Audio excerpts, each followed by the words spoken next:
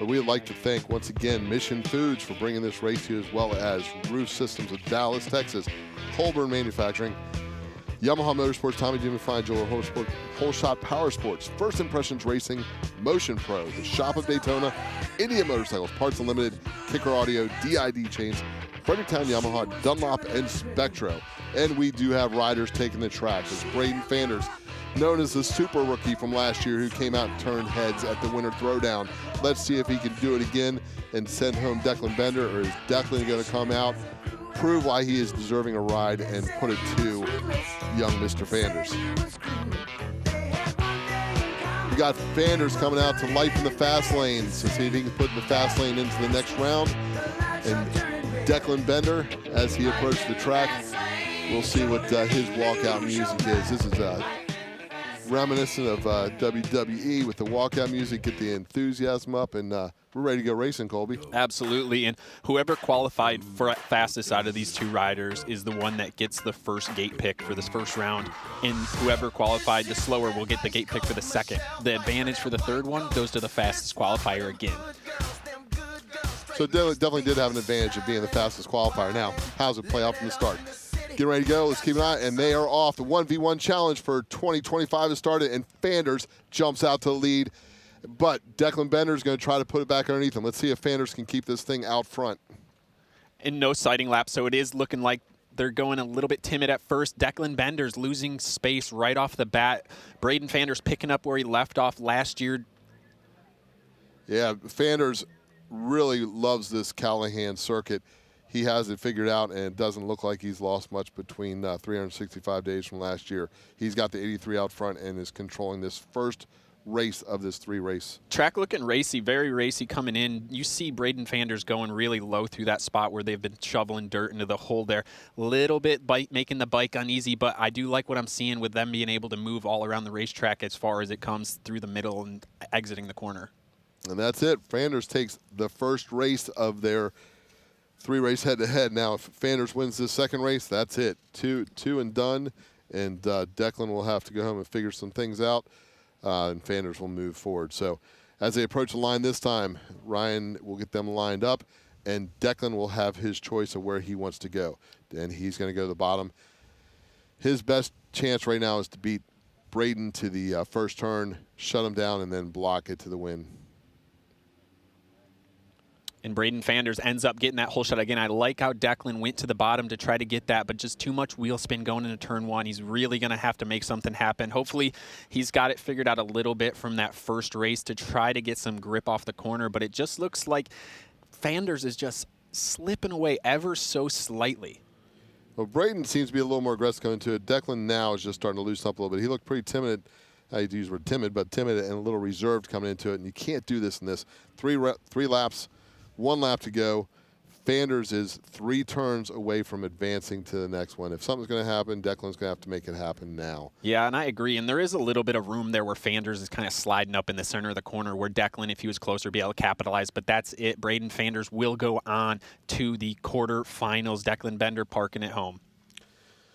And Braden has something to prove. He last season was stolen from him. So for him to come out here, I'm not sure how much racing he's had under his belt since he's come back, but it doesn't look like he's missed much of his time off the bike.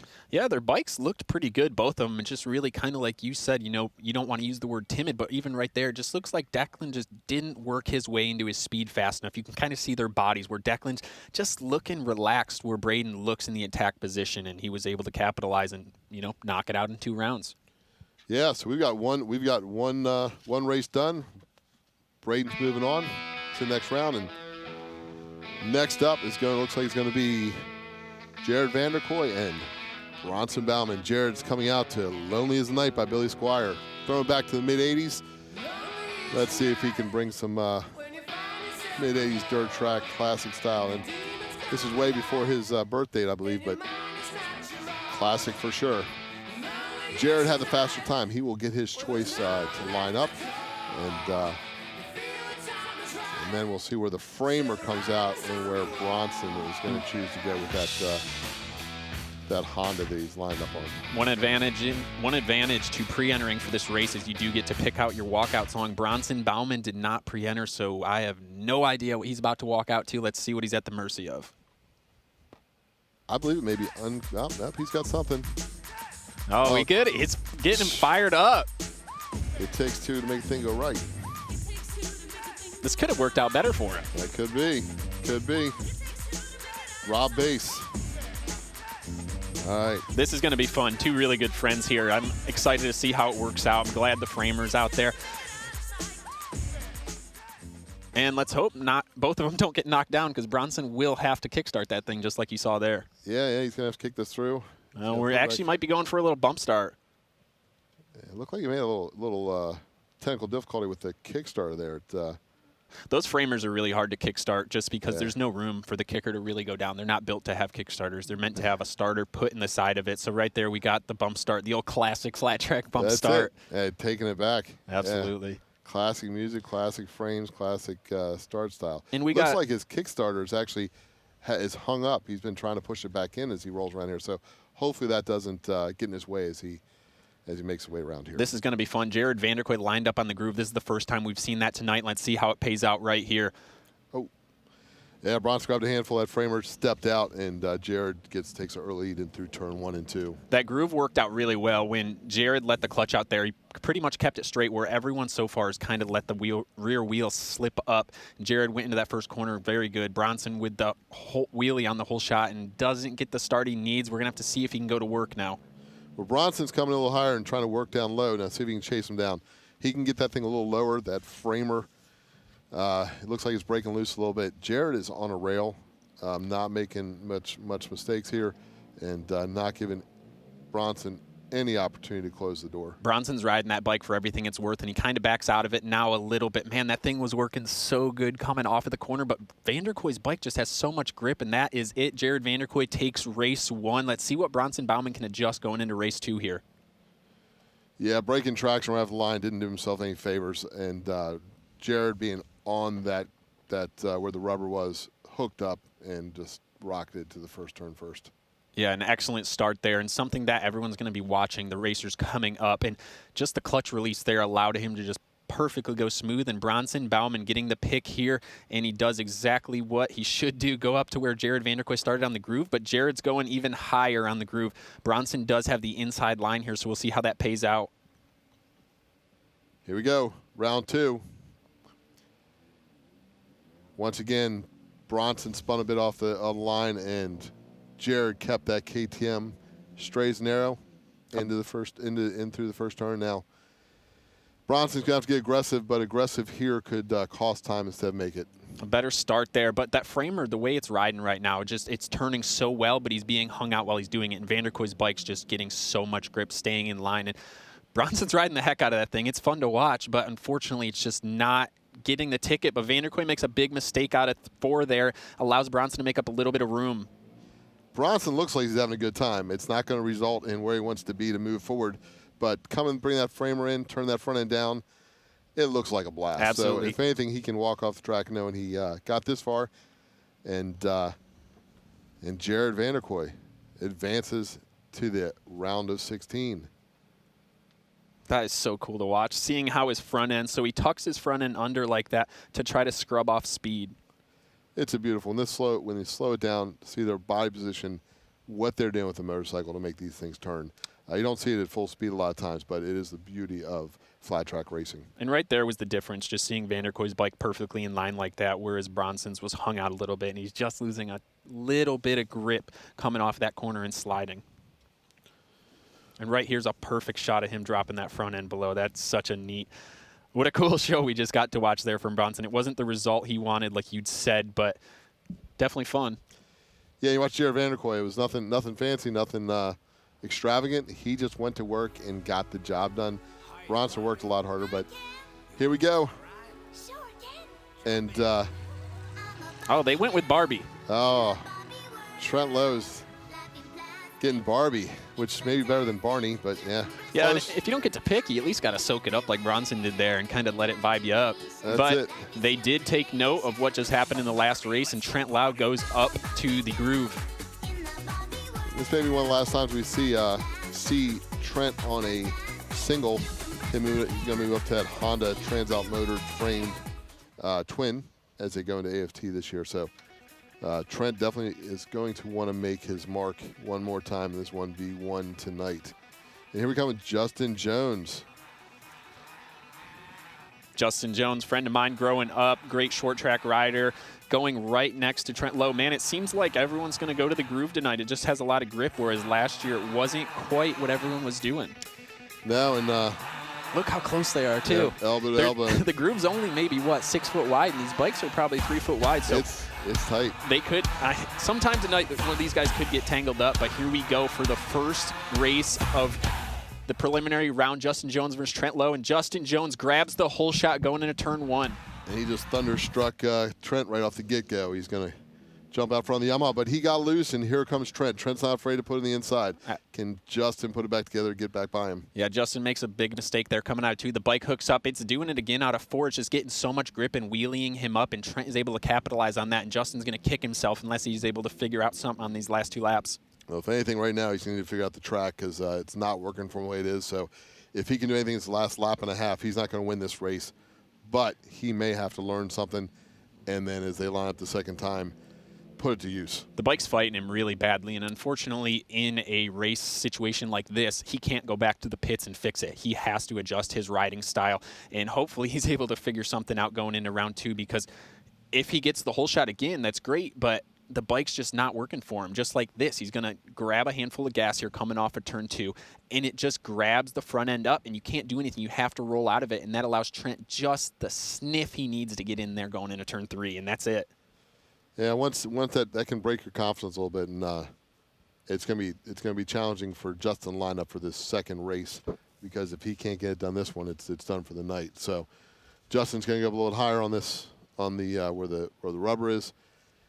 He got the start last time, but gave it away. Let's see if he can get off the line a little quicker this time again. With him getting the first pick, interesting, moving up a little bit too. So let's see if he can grab that whole shot again.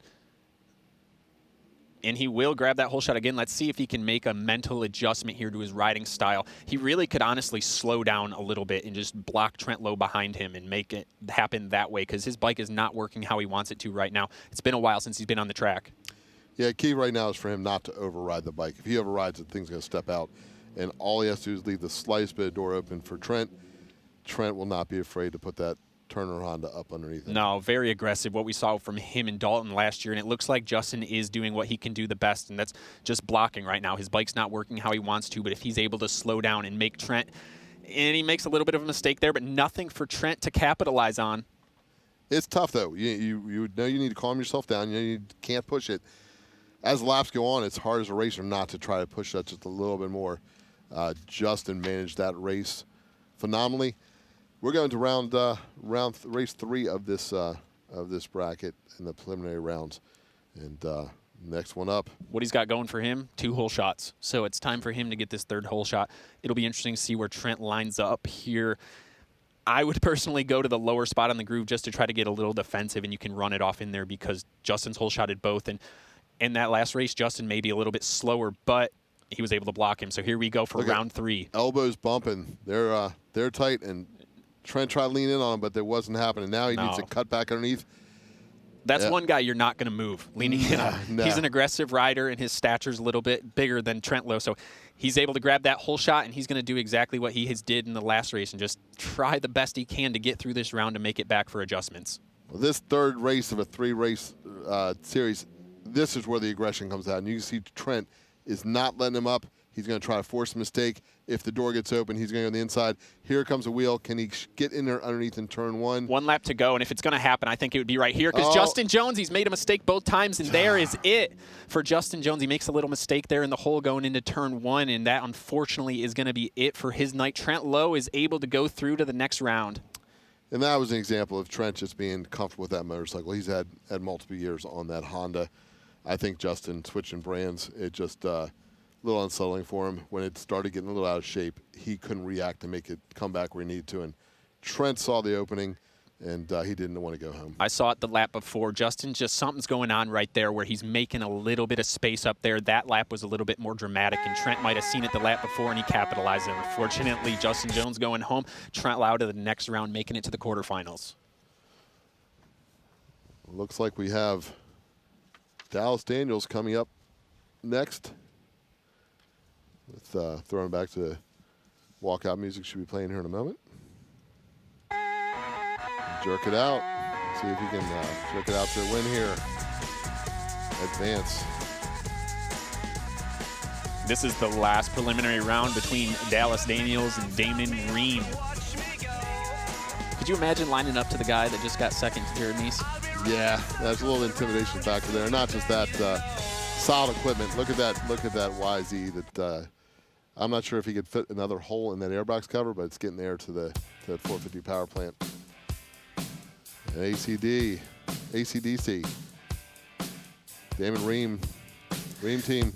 Damon Ream, an aggressive rider out of Pennsylvania, ready to try to fight as best as possible to try to get by Dallas Daniels and send him home. What a message that would be for him, and a confidence boost going into the rest of the night. Yeah, no, if you do it here, the confidence from this could carry him further on.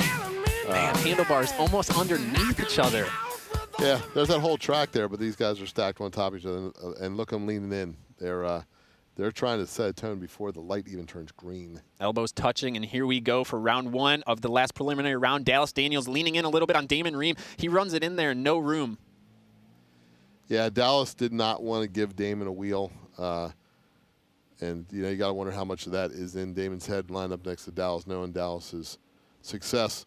But I tell you what, Damon's not letting up. He is on the rear wheel waiting for something to happen and an opportunity to show itself. Damon's matching Dallas's pace, and just like earlier in the day, Dallas's bike was looking a little bit unsettling. It looks better now, but one thing Dallas knows is he's not racing tomorrow. This is his only racing for the whole weekend, so with one lap to go, he knows it's go or go home time because he's done. Yeah, and Dallas does have something to prove to these guys. He's set the tone. Going out in the first round is not where you want to go, and it looks like Damon had a slight bobble there. He started losing the front end through 3 and 4 there, and it just didn't come back. Yeah, Dallas, where'd you go?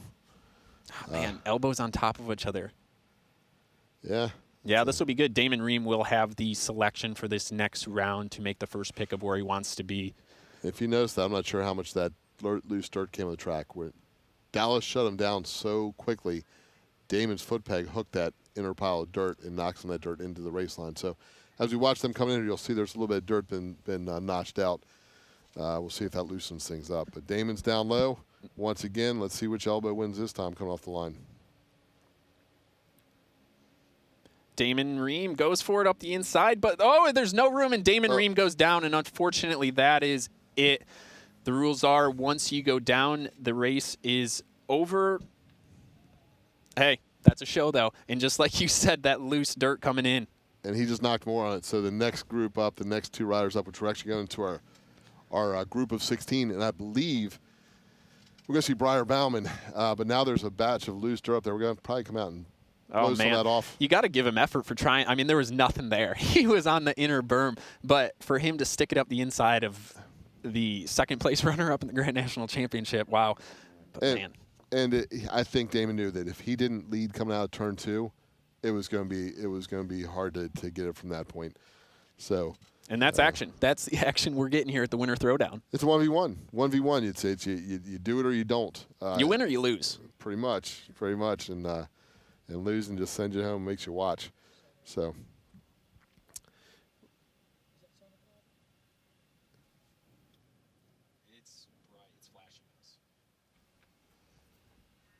So we got the next bracket up is going to be Briar Bauman, and Briar Bauman is going to go up against Braden Fanders, I believe.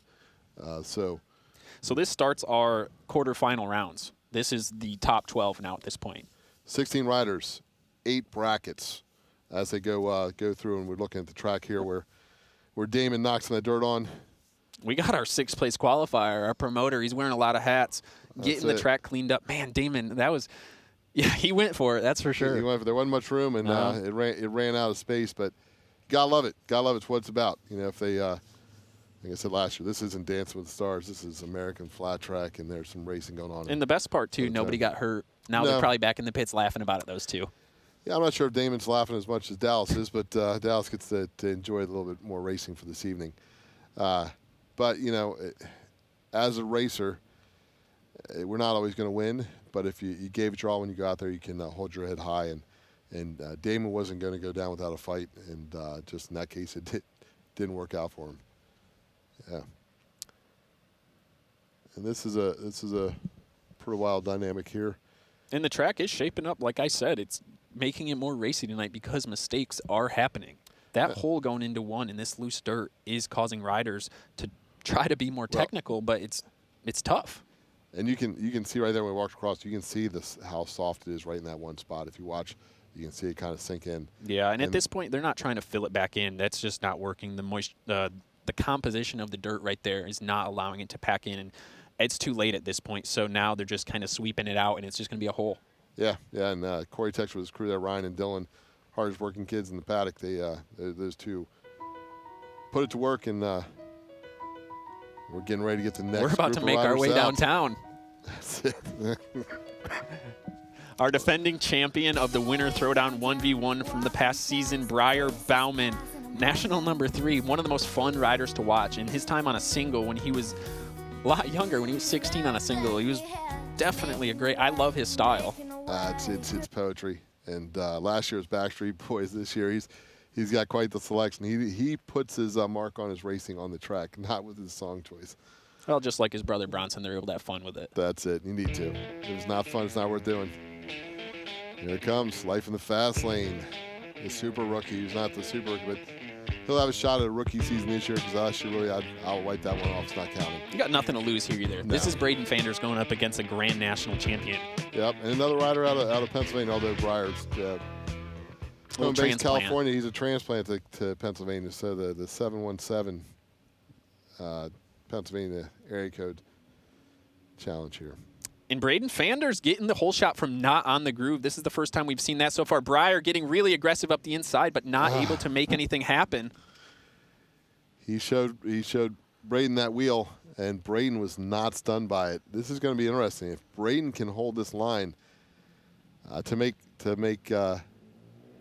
Briar go 3 rounds to get his way in, if he can, it will be pretty amazing. You don't really get 2 shots.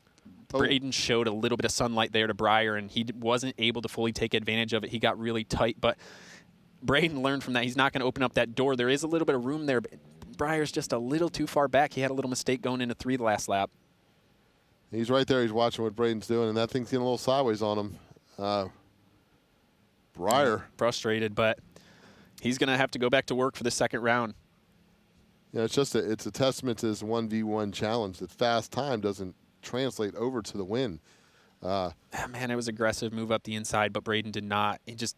There was no room for Briar to do it, and if he would have forced the issue anymore, it would have someone would have gone down. And that says confidence for a young kid that's still fresh at this level.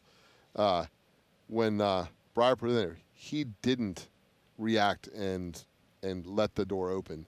He leaned in, held his line, and that came out to a win. Briar's going up high. Let's see what happens. Yeah, this is a big decision for Briar. Braden got the whole shot from off the groove, so Briar decided to double down on the groove, and let's see what happens. All right. And Braden Fanders up the inside. Briar's going to roll the outside. Briar goes up the inside. He's going to have to make something happen, and Braden does. He bobbles off a 2 and gives Briar the inside line, and Briar will be leading coming around for lap 1. Briar's been struggling a little bit in 3 and 4. The bike's been getting loose coming out of 4. Now this is where Briar's going to settle in, cover his line. I'm not sure if Braden is going to have quite the abrasiveness as Briar did put underneath it, but this one goes to Briar. If he comes around another lap and a half and can hold on to it, we'll go to a 3rd race to see who advances in the 1v1 challenge. Briar wants another shot, another belt, but Braden's going to make him work for it. What a storyline that would have been if Braden Fanders was able to close him out here in the quarterfinals. Briar Bauman will take the win here in round 2 of the 3-round series, and we will go to the 3rd round between Braden Fanders and Briar Bauman. And Fanders has been getting off the line. His bike's been hooking up and staying straight and getting to the first turn first. Briar clips his rear wheel coming into this turn 1, collects himself, and still puts himself in position to get to the front. You got to wonder if by clipping the rear wheel it did offset Fanders' bike a little bit where he had to struggle it back in. So we'll just watch and see how this third race sets up. And Breyer decides to go just off the inside of the groove there next to Braden Fanders, who's way off the groove. Let's see how this one works out. I think Breyer's going to lean in a little bit, but Braden Fanders with the jump. Let's see if he lets Breyer in the inside. No, Braden Fanders elects to go in a little bit slower and really close the door. This may be our first aggressive race tonight, because at this point, the only way I think that Breyer's going to get around Braden is to move him out of the way. Braden's either going to have to let the door open. He is working that line out of turn 2. There's a huge mistake out of Breyer Bauman. He loses 3 bike lengths, so he's going to, and it's going to be it for Breyer Bauman for the night. That is an upset. Braden Fanders takes down the reigning winter throwdown champion as long as he can finish out this last lap. Yeah, no, it's not over till it's over, but man, talk about a heartbreak. Breyer had set himself in position to be fast all day. Oh, man, look at him fired up. And that was the whole shots. That was it.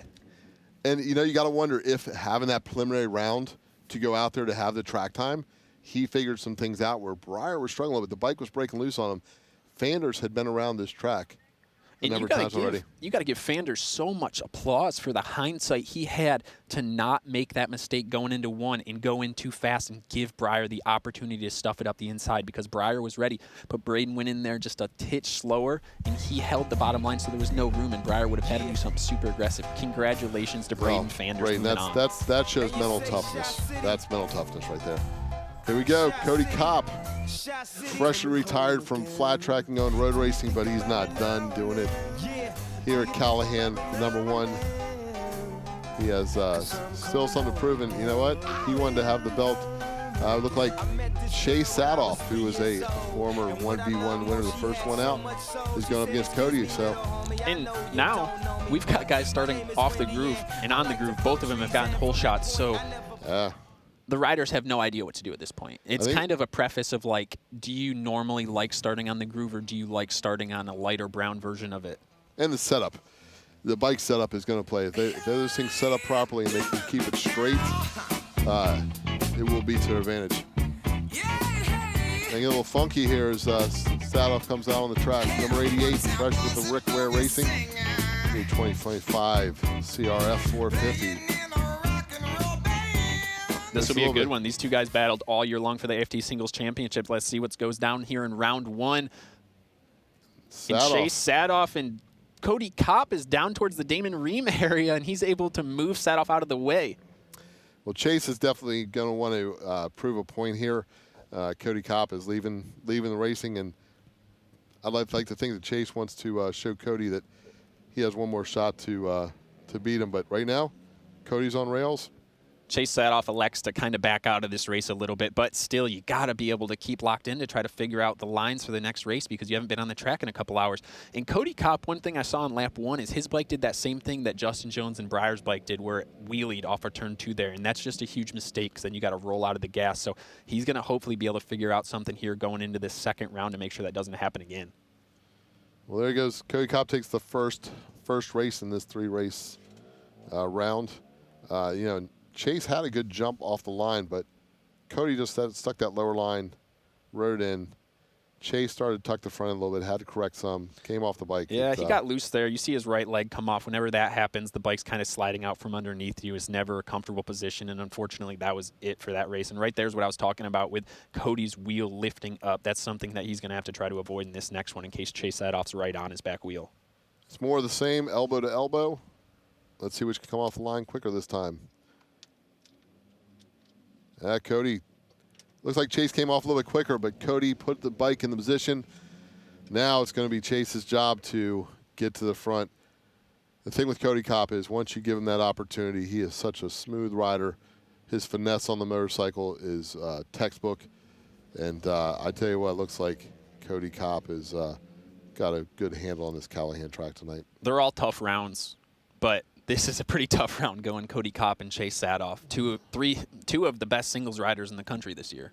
Oh, by all means. And like I said, Cody Kopp leaving with the championship, and Chase Sadoff looking ahead to hopefully take his first number 1 plate in AFT.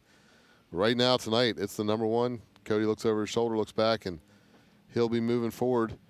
And You know, the interesting part is at one point, if things go the way they are, Cody could line up against his dad later on this bracket if his dad can get it done as well.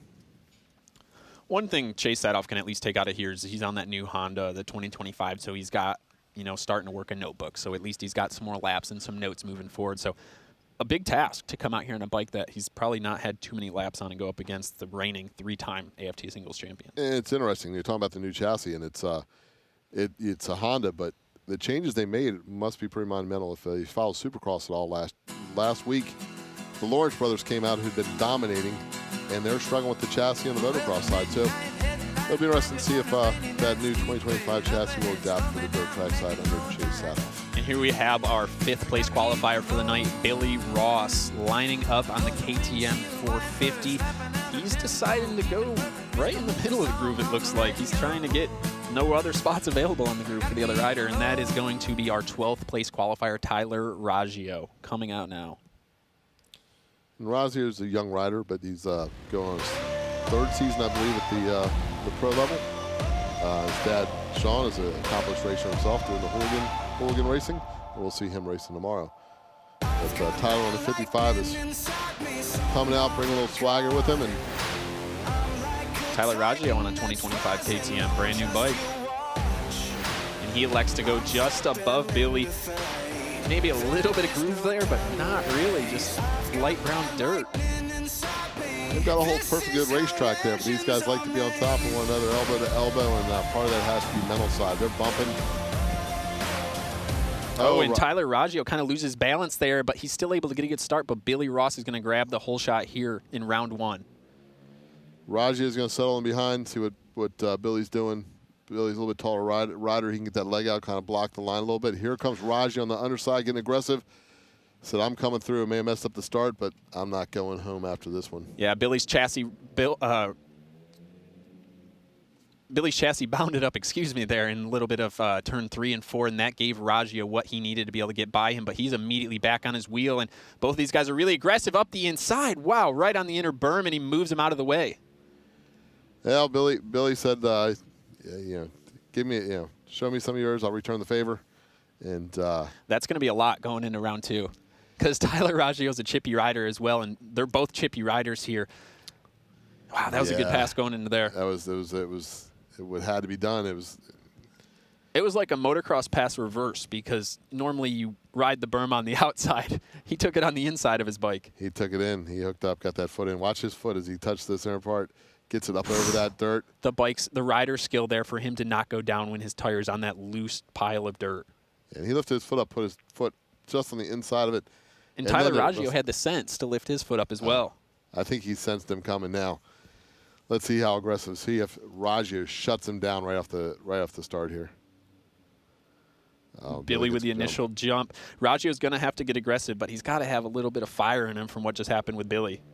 Yeah, we'll see how the fire. It's got to be controlled fire, otherwise it can bite him. But tell you what, it may have fired him up so much that he may ride a little bit out of the zone and allow Billy to break away here. Yeah, he wasn't able to get that pass on the first lap like in the last race, and Billy does have a few bike lengths in him now, but anything can happen. That chassis could bound up again and make him a mistake off of turn 4. We can see this track can be easily overridden. The hardy rider can step out. You saw Justin Jones get away from a little bit, and throughout the night, even Breyer made an uncharacteristic mistake that sent him home. Billy Ross, 2 wins, moving on to the next round of the bracket. And this was all about starts. It was all about starts. Billy jumped in here. Yeah, but, man, that's some of the best passing we've seen tonight. What Billy Ross was able to just do in that first round, my jaw was dropped a little bit, because for him to be able to go up on that loose dirt and keep control of the front wheel and the back wheel and not end up taking both riders out, that was extremely impressive, and that's what's going to bring him on to the semifinals tonight. He was making room where there wasn't. Yeah, so here we go. Last year's runner-up, Brandon Robinson, qualified 4th here today, got his mechanic, Ben Evans, here. He's going up against one of his best friends, Jared Vanderkoy. Yeah, these guys are tight. It's kind of funny. They've raced together for a long time, and it'll be interesting to see how this plays out. And it's cool to see Ben there on on the line with him. Got the starter on the classic black Honda that has been his go-to bike here. Bike's old. Yeah, it is. It's got some time on it. But he rides it well, and you got to wonder going into this if he knows the Briar's gone home. So something about an old horse, though. Some things just feel right. It's like a good comfortable pair of shoes. They just feel right. Make the moves in them.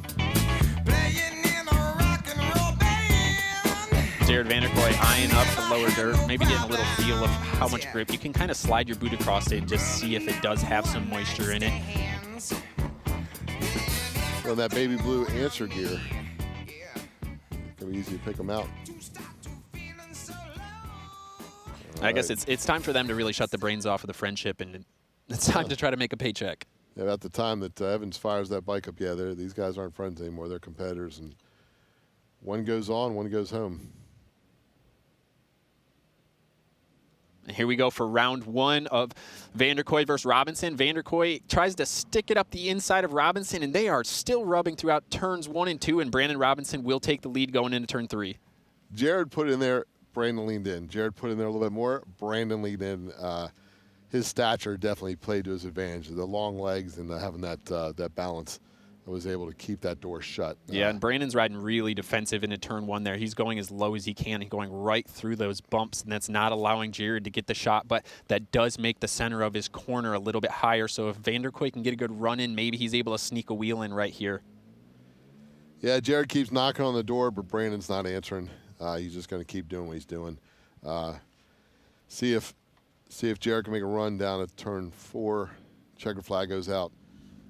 Brandon's doing what he did last year. He worked that low line all night last year. Brandon looks there to see if there's a little bit of rubber.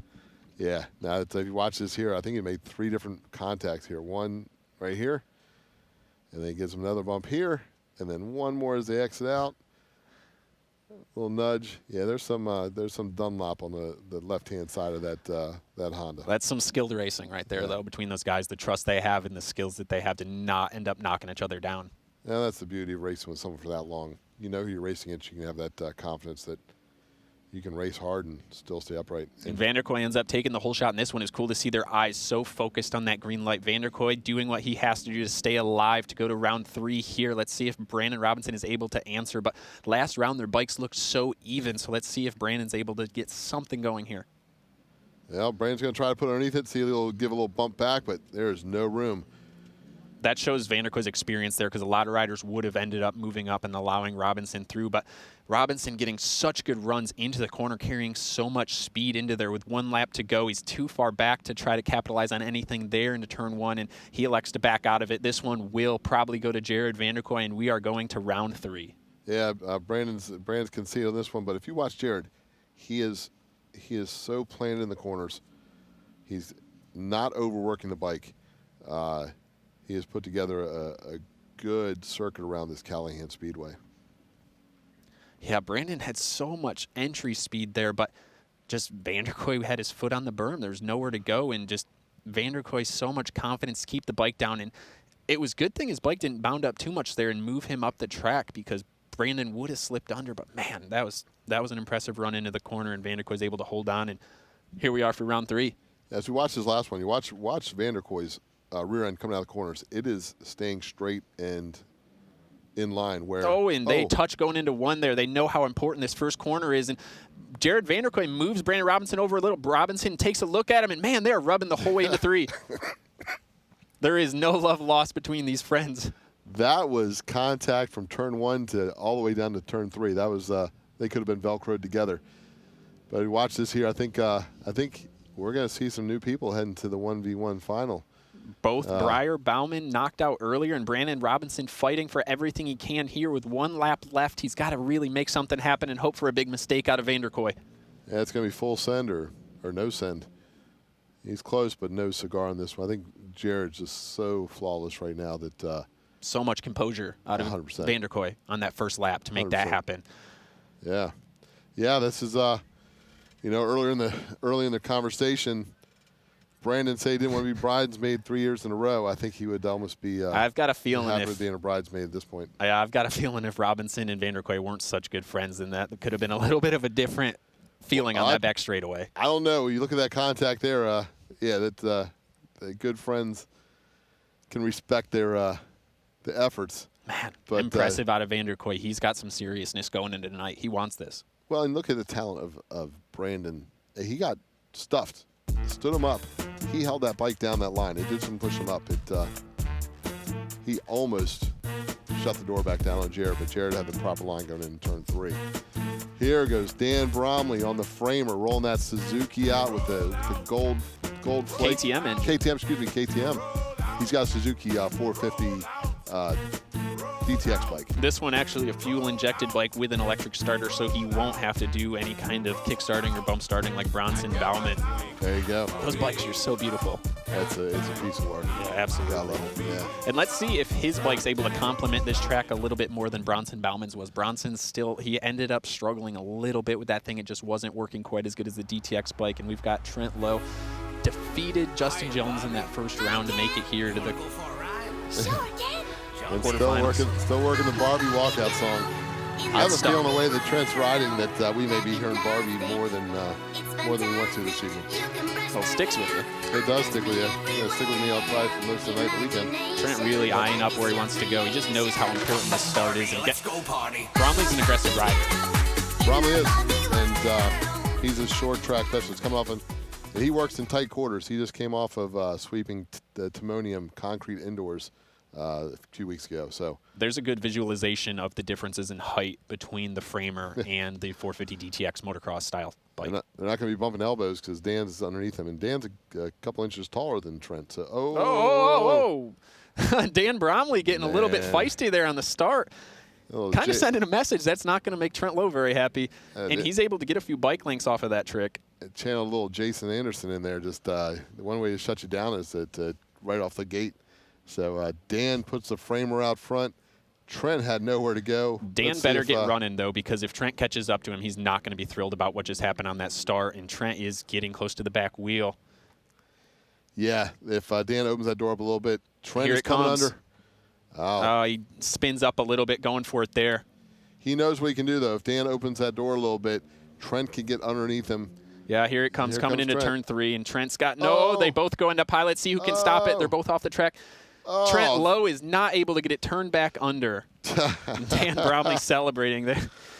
I cannot believe how that start ended up. I've never seen something quite like that. Yeah, I think Dan broke loose a little bit and just went with it. I think he was like, all right, you got to wonder how much was strategic and how much was just the bike went where it went. Yeah, I don't Look know. at this here. You know, it doesn't have to be pretty. It just has to get done. Trent was in the right position. He just could not get it turned down. He was down below the line. Caught that berm on the inside with his foot and it stood him up. Look at Trent's fork guard. Bromley must have ripped that off the start. Hooked a foot peg right off the line. Yeah, this will be a spicy one. Yeah. Here we go. And see if Trent returns the favor.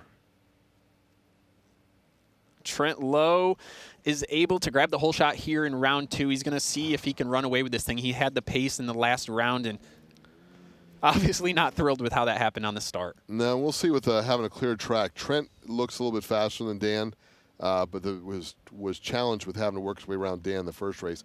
An open track ahead of him. We'll see if Trent can break away and make a run for it. But if you watch Colby, check out coming in turn 1. That hole is starting to redevelop, and it really gave Trent a kick coming in. Let's see what happens if they come around this time. Absolutely. Trent takes a quick look back with 1 lap to go. Riding a really defensive line, but he knows that Bromley's a few spots back. He just kind of has to cruise through this last half of the lap to get into the round 3 of this race. And, man, quite a big gap there between the two riders developed after that one. Yeah, Trent took advantage to open the space up. I think the key with this is off the line. Whoever gets that first turn first can protect it. We've seen that Trent's not afraid to try to move Dan. But if he does it, if you're going to move someone, you got to take advantage of it. You can't give it right back to him.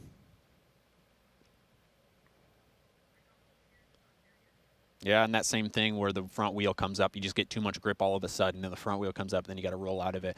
Round 3, this is going to get chippy. It is, and I'm surprised that Dan is going to go above Trent. Let's see if he backs up and drops below. A little bit of mind games here, and is the same tactic going to come out? Now we'll know if it's intentional. Oh, yeah, they're not happy with each other. This is Bromley's not going to shy away from this, though. He's emotionally, he's ready for any kind of action. And Bromley will do the same thing, try to take him high. Oh, this could get We're in for a good 3 laps. Yeah, this is going to get, I think the term gentleman is going to be lost in this race. Here comes Trent Lowe immediately up the inside.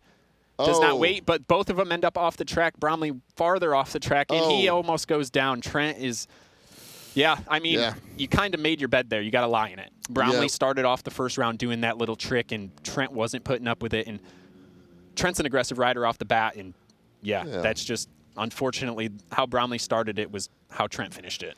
It was, and and I think that Dan knew he could kind of get Trent fired up, but Trent probably not the one you want to get fired up because Trent will put it in there hard. No, if you've watched the footage from last year between him and Dalton, you know Trent will get fired up, and it backfired. He might have thought he was going to get in Trent's head, but didn't pay out. And Dan's bike wasn't working as good as Trent's in that race. The framer just didn't have quite what it took.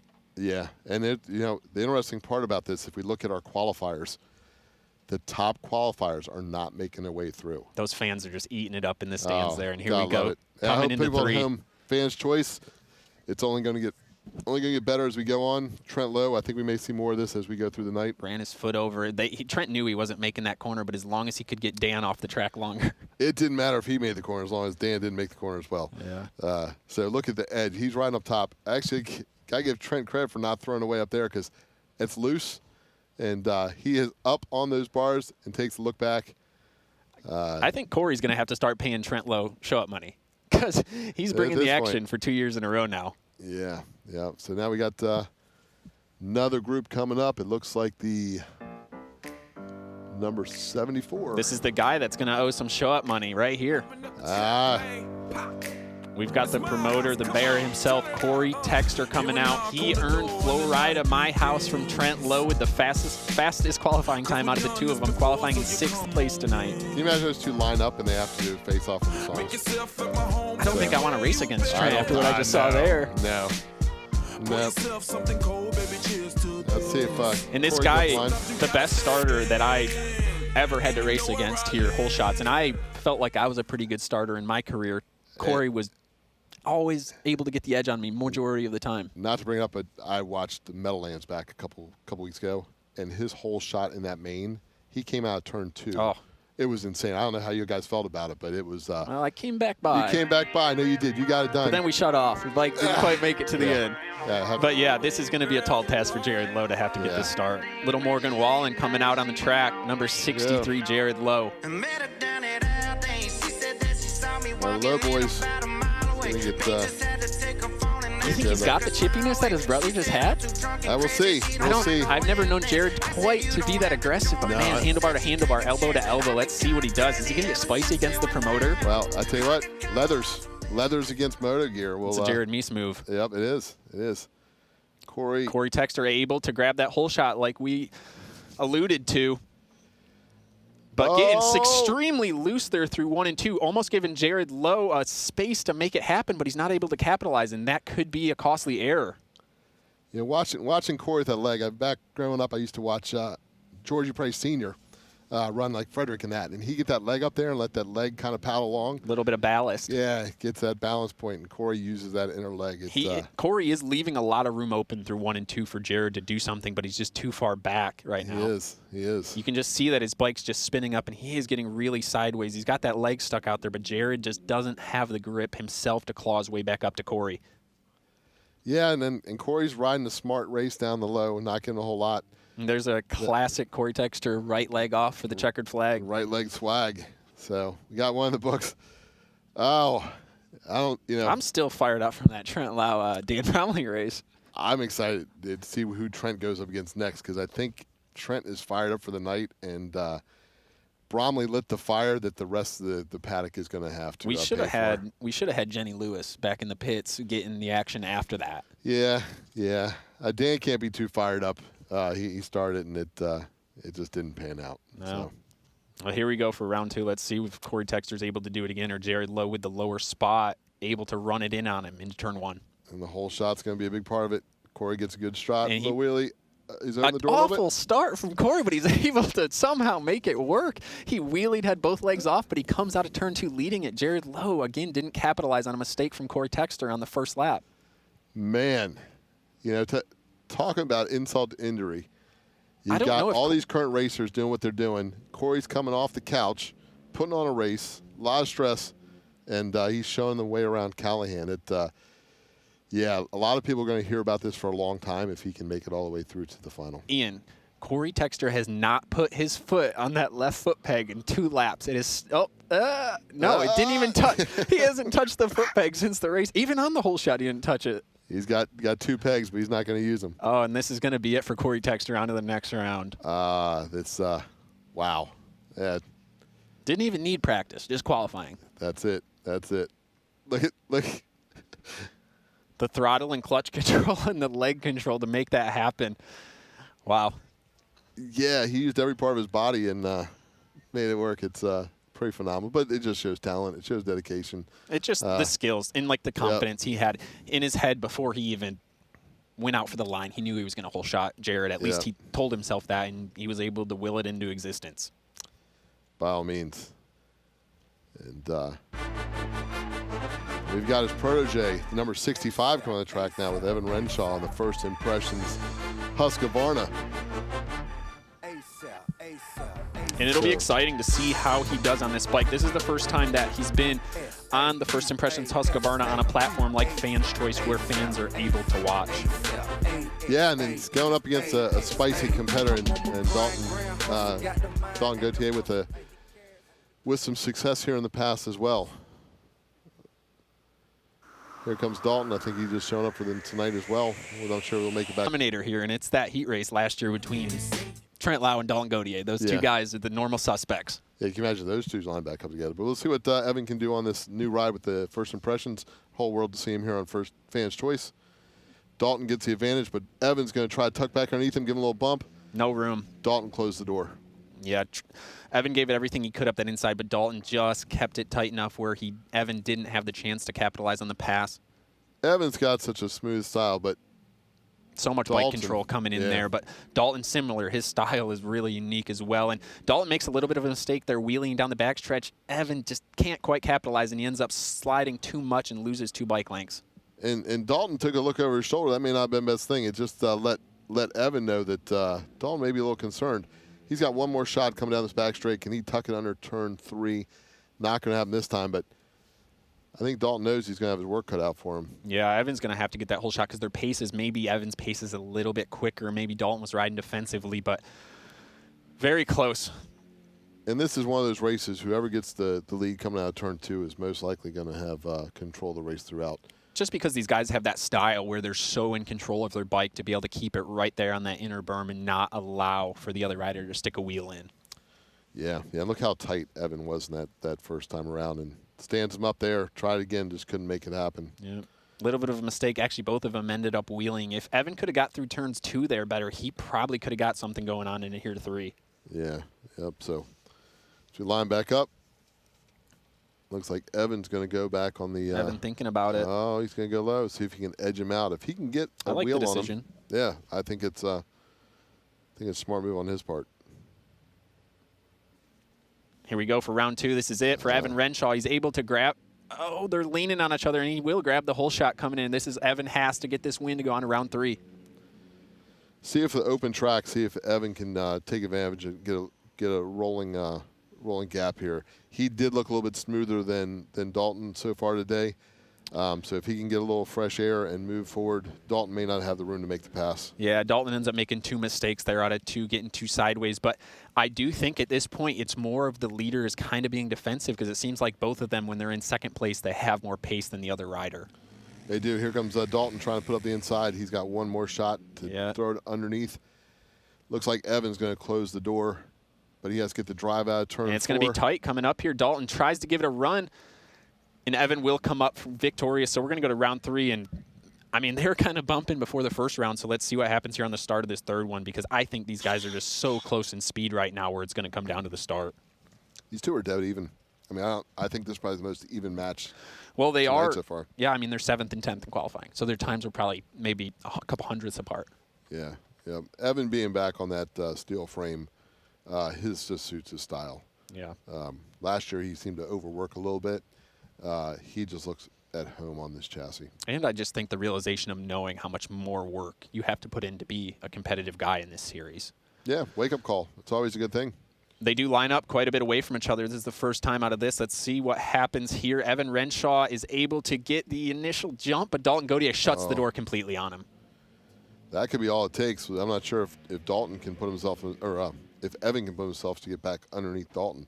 I think Evan's got the bike control to try something, but he's going to have to inch up, and he makes a huge mistake there out of 4. That is going to be tough to claw his way back. I think you may have seen Evan just concede at that point. If it's going to take a major mistake on Dalton's part, and I think Dalton knows he has the gap now. So as we come through this. Yeah, unfortunately, too, it's just as soon as you make a big mistake like that, like you said, you do kind of concede in your head. And at that point, just try to do what Bronson did and have a little bit of fun. That's it. That's it. There's more racing to be had here. And in the Winter Throwdown, Evan is the winningest rider in Winter Throwdown history. But tonight's not going to be one more to add to the books. He's going to have to wait till tomorrow. And now we have a shot at getting closer to our Trent versus Dalton battle.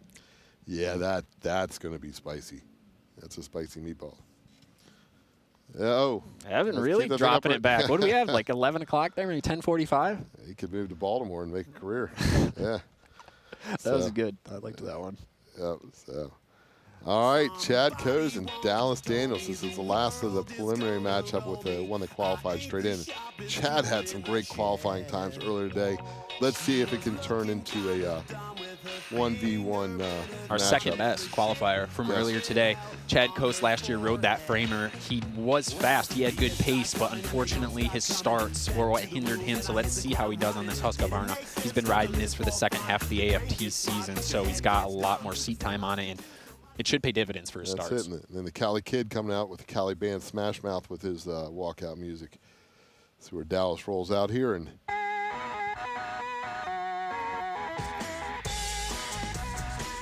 Dallas having a new look in the motor gear this year. Run the Callis gear, the purple.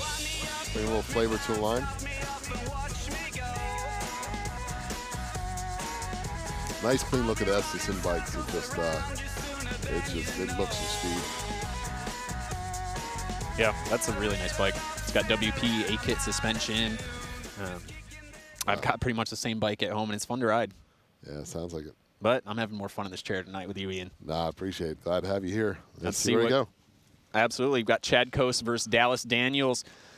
Chad Coase able to nudge him out and get the whole shot here in race 1. Let's see exactly. It's just been so interesting tonight, all the different riders making little mistakes here and there and being able to sneak up the inside. Let's see how Chad's able to ride.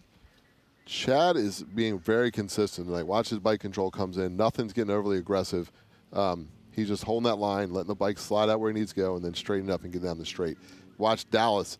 He's fighting that a little bit more. That front end's chopping around on him, and the harder he rides it, the more ground he loses. Yeah, you'll see Dallas's bike here, at least last lap, right here in the center of 1 and 2. It really snapped sideways, and he just lost so much ground. He's able to do it better there, but the big spot for passing is going to be going into 1. Chad Coase's bike is getting upset going over these bumps, so Dallas is going to have to capitalize right coming into here. Looks like the first round is going to go to Chad Coase.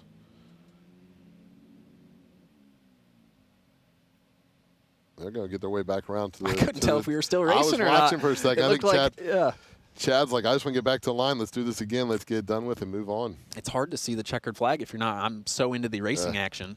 And it's and they're so close. It's hard. You don't want to take your eyes off of them. Dallas is going to have to try to make an aggressive move on the start like that, cutting down and just getting the whole shot, because just like the last guys, these guys were dead even. Dallas's bike is losing a little bit of traction through 1 and 2 compared to Chad's Husqvarna. And Dallas will grab the whole shot here. Chad doesn't have the opportunity to run it in on him. Let's see if Dallas is just going to have to be defensive here and just hold the bottom the best he can. But I think his bike's working a little bit better through those bumps in 1 and 2. Well, Chad doesn't want to let it get away, and he's going to try to force a mistake out of Dallas. If he can get just a little bit of air to get underneath him, he may be able to make a run with it. I think Chad's got the pace right now. Dallas has just seemed a little bit off with his bike setup all day, just a little bit uncomfortable for how he normally would ride. And Chad, he's kind of got that Evan Renshaw really smooth, neat style, and he's ready to stick it in there as soon as Dallas opens the door a little bit. Well, first impression teams, looks like they have the bikes set up really well. Here comes Chad trying one run here out of turn 4. That's going to be it. We're going to round 3. Round 3. It's going to come down to who comes off the line, gets to turn 1 first, I believe. Yeah. It's been interesting. There's been races where these guys have been making mistakes and passes have been common, and then there's races where it's whole shot to win. Yeah. Yeah, I think Chad's got the opportunity to make the pass, but it's going to be tough. He's going to have to get a mistake out of Dallas and make the run up the inside, but Dallas knows the experience that he learned racing against Jared Meese. He knows sometimes if you're not on the best bike, how to make it happen still. So here we go. Race 3. Who will advance? Both of them electing to start on the groove. Chad Coase will grab the whole shot a little bit higher up on the groove. Dallas right below it. Coming off of turn 2, Chad's able to grab 2 bike lengths right off the bat.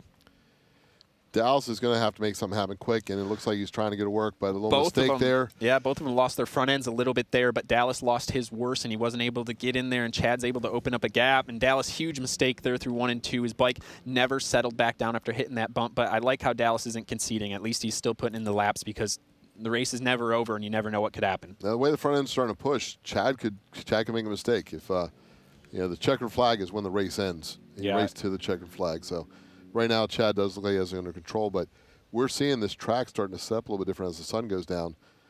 We'll see if it gets a little slippery. But here we go. Chad Coase. He is one of the best qualifiers that has moved forward. The other top qualifiers are going home. Absolutely. And that was just a championship mindset right there out of Dallas Daniels. Like, he knew that the shot of winning was at Chad's to give away, but still just putting in the laps, trying to learn every lap around the track. And if you watch off the line, it's interesting. As they came off the line, Chad re-gripped and re-clutched just brief to drop the bike into the first turn. The skill that these riders have and what they can do to make the motorcycles go where they needed to go is textbook. When you have the slow motion views like this, Advanced Choice is providing, you really get to see the anatomy of dirt track racing.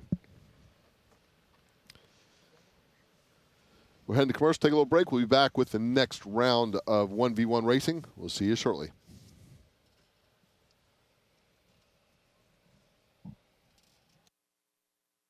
CTR Flat Track Series, combining the fiercest dirt track riders and tastiest products. Fully loaded tacos, fast wraps, piled high nachos. Whatever you crave, Mission will help you be race ready with easy-to-make recipes that will take your race day to the finish line. Keep your racing delicious and enjoy all the mouth-watering action. Brought to you by Mission Foods. Too fast, too tasty.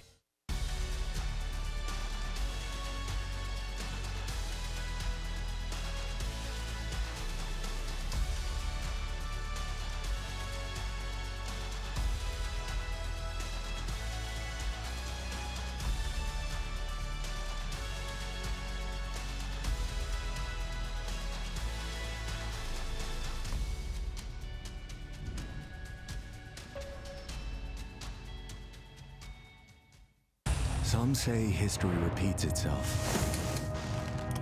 And to that we say, good. Introducing the all-new Indian Scout. Heralded by the return of the legendary 101 Scout. With its harmonic blend of style and substance, where iconic American design and spirited performance work together to create an unrivaled balance of power and control. All this delivered to you in our newly designed 1250cc engine. Forged from our competitive spirit for you to make your own history. Born from icons, ridden by legends.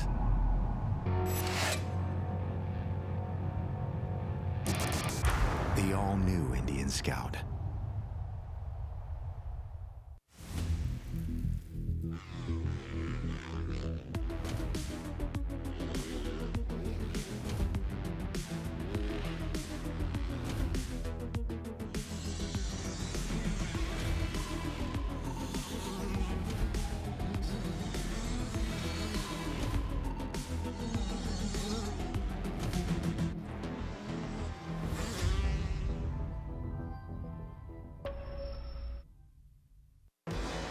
going full throttle with Mission Foods. It's the new Mission Foods CTR Flat Track Series, combining the fiercest dirt track riders and tastiest products.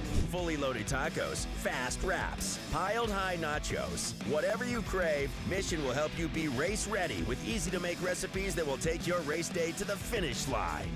Keep your racing delicious and enjoy all the mouth-watering action. Brought to you by Mission Foods. Too fast, too tasty. Welcome back to Callahan Speedway in Callahan, Florida for the Cory Texter Race Promotions 7th edition of the Winter Throwdown. We are deep into the 1v1 racing tonight here, a one-off type event brought to you by Mission Foods, Roof Systems of Dallas, Dunlop Tires, Yamaha Motorcycles, First Impressions Racing, Motion Pro, the Shop at Dayton, Indian Motorcycles, Parts Limited, Kicker, D.I.D, Fredericktown Yamaha, Spectro, and a long list of sponsors. So we're glad to have you joining us tonight on Fans Choice TV. It's going to be a great season of racing with the CTR Flat Track Race Series. But tonight we are focused on the 1v1 challenge, and we are down to 8 riders to move on in this 1v1 challenge. It's good. I mean, it's been spicy through this first round. The preliminaries were good. The quarterfinals were even better. And I just noticed, I feel like the sun just disappeared. I mean, throughout that, with that Dallas Daniels race, I feel like it just got so dark so suddenly. But look at that beautiful Florida sunset.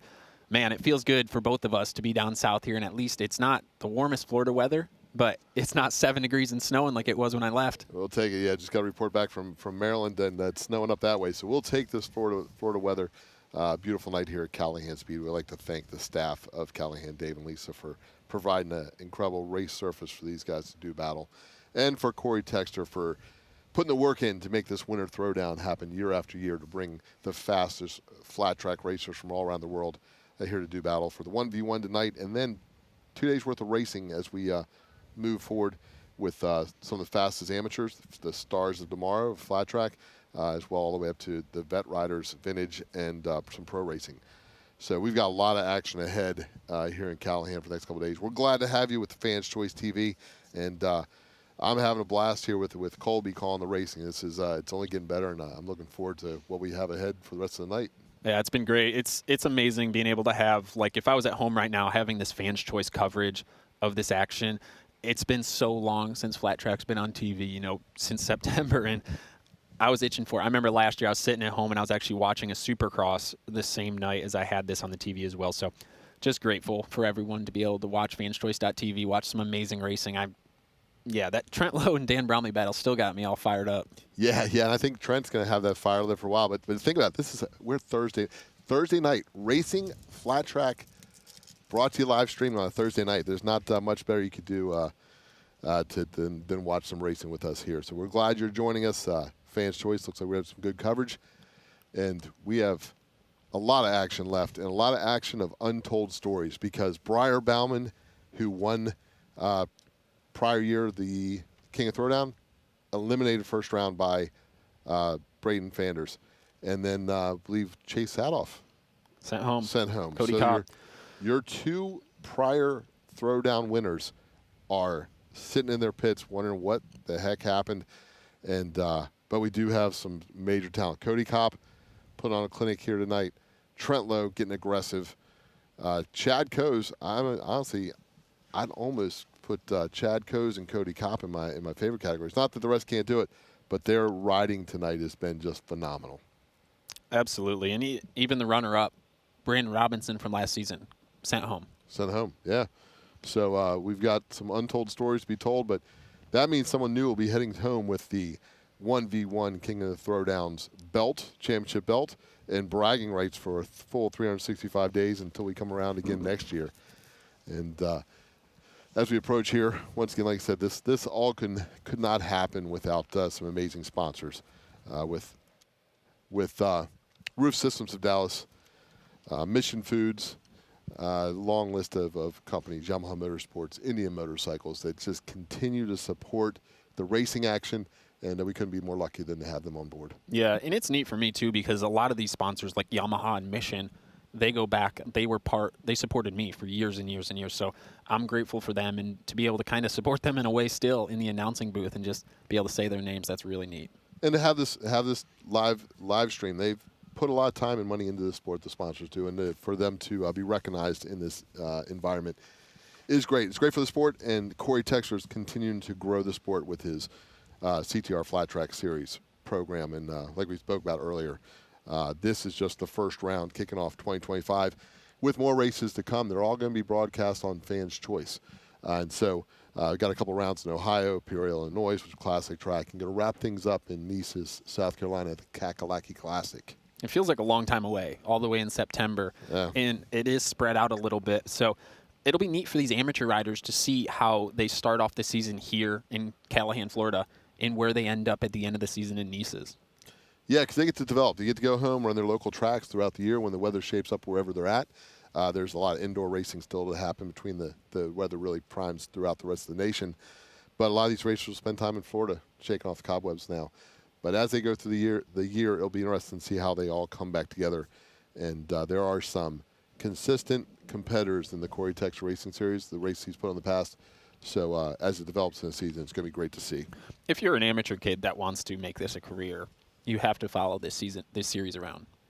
Yeah, it's something that's new. It's something that to grow the sport, I think is necessary. If you look at other racing organizations that have grown, motocross being one you can look at, there have been a series of races that build up those amateur ones, whether it be Lake Whitney or Loretta Lynn's or the different events they have where they all come together, where the talent all meets in one spot and really push the level to advance the sport. It's impressive. The one thing that as broad as motocross is, those events don't always have coverage. You have Winter Olympics does pull some coverage through the racer productions, but Fans' Choice has made a commitment to be here for this amateur racing series, and they're going to see some amazing racing throughout the year. So we're glad to have you on board and joining us for tonight here at Callahan. And I was mistaken, actually. I believe, if I did the math right, Trent Lowe will be going up against Cory Texter, so it will be the Barbie song versus Flo Rida. So that's kind of funny how that worked out. And it's funny, too, if you look at it, it's the student and the teacher, because Trent has been an understudy of Cory for a long time. They've trained together. And Trent's been taking notes. Now let's see how good his notes have been, because he'll have to go prove it. So if Trent does his job and wins this one, Cory can stand tall saying, hey, I taught the kid how to get it done. If Cory wins it, then Trent's going to have some crow to eat for a little while, because I'm sure it'll be a long time before. Well, there's a lot of bragging rights. Yeah, those guys are always talking smack to each other about who's stronger on the bicycle and who's better at this and who's better at that. So if Cory lets Trent beat him, it's going to be a long winter. But here we go. We're getting fired back up. And I believe in this first round, we will have Cody Kopp, our 3-time reigning AFT singles champion, up against the kid, Braden Vanders. It's going to be a good face-off. Braden was impressive in that first round, really some mental toughness, and sent Breyer home. Now Cody's got some stuff to prove. I don't think he wants to come away from this event without a win, just to continue to prove a point. Bright future ahead for him at a young age. He's going to go try a little different type of racing, but it's a gift to see him here today to let the world see just how amazing a racer he is once again on this short track. Cody Kopp throwing a little bit of heat into that, doing those burnouts there, just trying to get the tire warmed up a little bit. They've been sitting in staging for a few minutes and maybe getting a little feel of how much moisture is in the dirt right now, because soon as the sun goes down, that moisture starts coming up, and this track could either go grippier, get a little more bite, a little more traction, or it could go away and get slicker. And the thing is, they won't know until they charge in. No. So they'll get a feel for it. It's going to it'll be a learning experience. Vanders going for the low line, see if he can beat him to the corner. It's been working for him, and he's been coming off the line straight and fast. We'll see if kicking something. Yeah, maybe we got a little substance on the track, a little bit of moisture that we shouldn't have there. All right, here we go. Line them up. We're moving on to the bracket of 8 racers, 4 rounds to advance on to the 1v1 championship. Cody Kopp comes off the line strong, keeps that bike straight, and dives into the first turn. Vanders is going to have to work for this one if he wants to move on. Vanders gets a little twitch out there, and Cody Kopp is going to start putting on a clinic. If he can make this work, he will ride that line and be on rails. Absolutely. And that bump, man, it's still there, and it's getting bigger. And it's been a long time since Cody Kopp's been on the track along with Braden Fanders. So they are learning the track. One thing Braden has done well all night is charge right from the beginning. But unfortunately, he is going against the best singles rider in the last 3 years. Yeah, it's a tall task. It's a tall task. It's a tall task. But, you know, he went up against a 2-time champion a little bit ago and got it done. So, yeah, absolutely. I mean, that's a great point. He went up against a 2-time Grand National champion. Yeah. And now he's going up against a 3 times AFT singles champion. So this would be a heck of a night to make a statement. By all means, nothing to hang your head low about if you don't get it done. But if you can get the job done, Fanders will have to feel good about it moving forward. One thing I'm really excited about tonight is the fact that all these guys are on the same exact tire. And they're all on the same rules for the tire. They can't have anything in the rear tire. So it is coming down to bike setup beyond that and rider skill. Yeah, there's something to be said for the spec rules. That Cory Texter really enforcing that this year, making that happen. Evens the playing field a good bit. And here we go for race 2. See if Braden Fanders is able to make anything happen. Unfortunately, Cody Callahan will go down, and that is unfortunately Braden Fanders' night. He gave it a shot. He did. He did, and he knew he'd have to get into that first turn first. That's what he had to do. I mean, that was the only chance because Cody did have pace on him, and he had to be able to get by him on the first lap and hold him back. But it's good effort. It is, and that will. And that shows a veteran wily move there of Kopp not moving out of the way when that happened. Let's get a little replay here. Yeah, Kopp dropped in that line. Fanders had nowhere to go. He caught the inside of that berm again. Looks like they're probably going to have to go blow some of that dirt off again because he did kick some of that dirt onto the track. And something to learn there. I mean, a problem that he did there is he put his foot down. He got his foot caught in that dirt, whereas when you see the other riders that have been able to scave that tonight, like Billy Ross, his foot was all the way up. So if Fanders goes home, rewatches this all, he's going to learn something. Even tonight, you know, he should rewatch this and see, okay, I shouldn't have done that. It was a good effort what I did. I could have done it a little bit better, and maybe I would have had a better result. Yeah, as soon as his foot made contact, it offset the weight on that bike, and it was down. You kind of got to go to that motocross style where your foot's up by the radiator shroud. Yeah, and if you watch Cory's race, if you got a few laps ago, take the left foot peg off. Yeah, don't have to put on the foot peg. Useless. Do a little track cleanup here from the little dirt that Fanders left on the track. Yeah, and I think next up we are going to have Billy Ross and Jared Vanderkoy, if my math's right. I hope I'm not wrong on any of these. No, you're good. You're dialed in. You got the bracket dialed in. College paid off. That's it. All right, Billy Ross was impressed in the first round. Yeah, just like I talked about a second ago, him going into turn 1 there, able to make those passes on Raggio, and this be a good one. And he knows just how tight you can go, and if he gets in the low area, he's already been able to get his foot up above it. So Jared will not be able to leave that door open in the slightest. No, and two riders that aren't too familiar with each other. Yeah. Whereas in the last round, Vanderkoy and Robinson, such good friends. These two, I'm not sure there's a lot of history there. Yeah. So let's see how Vanderkoy handles that aspect of it. That can be good and bad. I mean, sometimes when you're going up against somebody you've ridden with all the time, you know how they ride and you can ride to it. When you're going up against someone you're not familiar with riding with, it's the question mark that sometimes can be the disadvantage. It's been interesting seeing these guys lining up in different spots tonight. In the last one, it didn't pay out for Fanders keeping down to that bottom line. Maybe he should have dabbled with the groove, but a lot of these riders are just sticking with what they know. And here we go for round 1, Vanderkoy versus Billy Ross. Both of them get off to dead even starts, and Billy Ross will bow, and Vanderkoy's rolling the outside, and he's able to keep it going. Kind of like Cameron Smith last year. Yes, yeah, he shut the door on him quickly. It costly mistake for Billy Ross. He's going to have to really put in work these last 2 laps. He should have done something with Vanderkoy up into that first corner when they were neck and neck. Yeah, and this, when you get for oh, and that's it. That's the pass right there. Vanderkoy opens the door off that little bump, and Billy Ross capitalizes. It upset the setup there coming through just enough to stand him up. He had to make the choice to commit or go down or open the door up, and Billy didn't miss the opportunity. And we go to 1 lap left, and Billy Ross really tiptoes it through that corner not to make the same mistake that Vanderkoy did, hitting that bump. That bump just keeps getting bigger and bigger, and it's causing these chassis to get upset.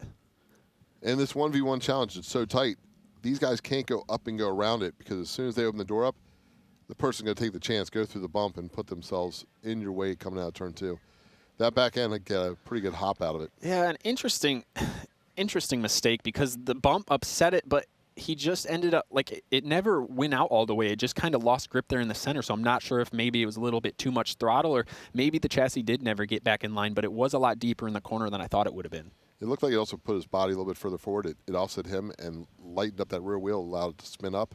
Couldn't get the drive, and Ross had the power to the ground. Here we go for round 2. It's really tight. Here we go in. Oh, Billy Ross, see, he's able to save it. Same thing as Braden Fanders in the last round, but Billy Ross is able to keep it up. Extremely tight going into 1 and 2 there off the start, but Vanderkoy will lead us around for lap 1. Let's see if he's able to avoid making another costly mistake in 1 there. A lot of dirt from Billy Ross, so they do have to be careful going through 1 and 2 there, not to slide out on that loose dirt. Yeah, that's going to be a variable that have to be ready for. Once again, you can't go around. You got to go through it, and you have to be make sure you keep the bike. Vanderkoy looking to close this thing out in 2 rounds and not go to the 3rd round, save some tires, save some energy for the next quarterfinal. These are only 3 laps, but the heart rate is so high because the intensity, you don't have time to make your room back up. Billy Ross trying to get underneath him. There's just not the room there to go. That will send Jared Vanderkoy on to the next round. Both of these guys just almost dead even starts each time. Vanderkoy able to edge him out a little bit there, but man, what a save again by Billy Ross.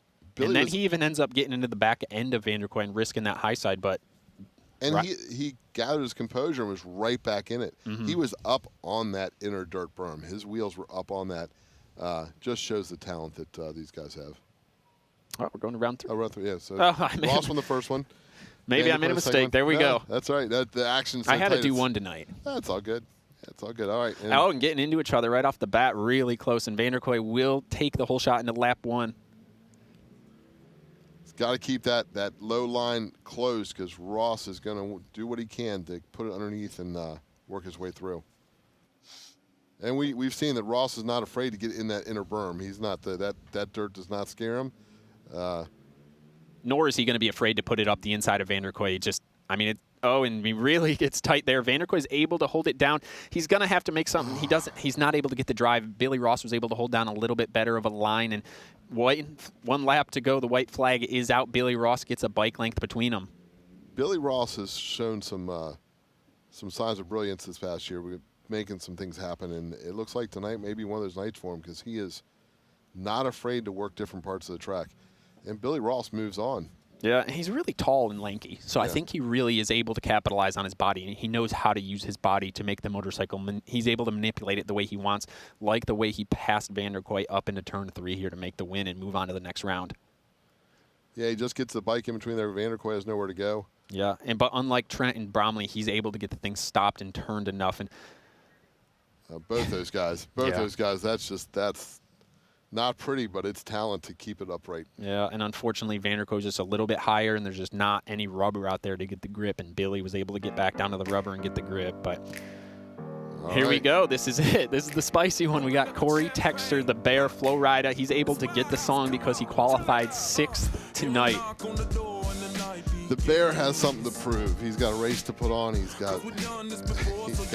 already has a belt. He won a belt, the original belt that Fredericktown sponsors at the Barber Fitching Classic, and he was determined to get that belt. He took that home, but I think he wouldn't mind hanging the second one next to it.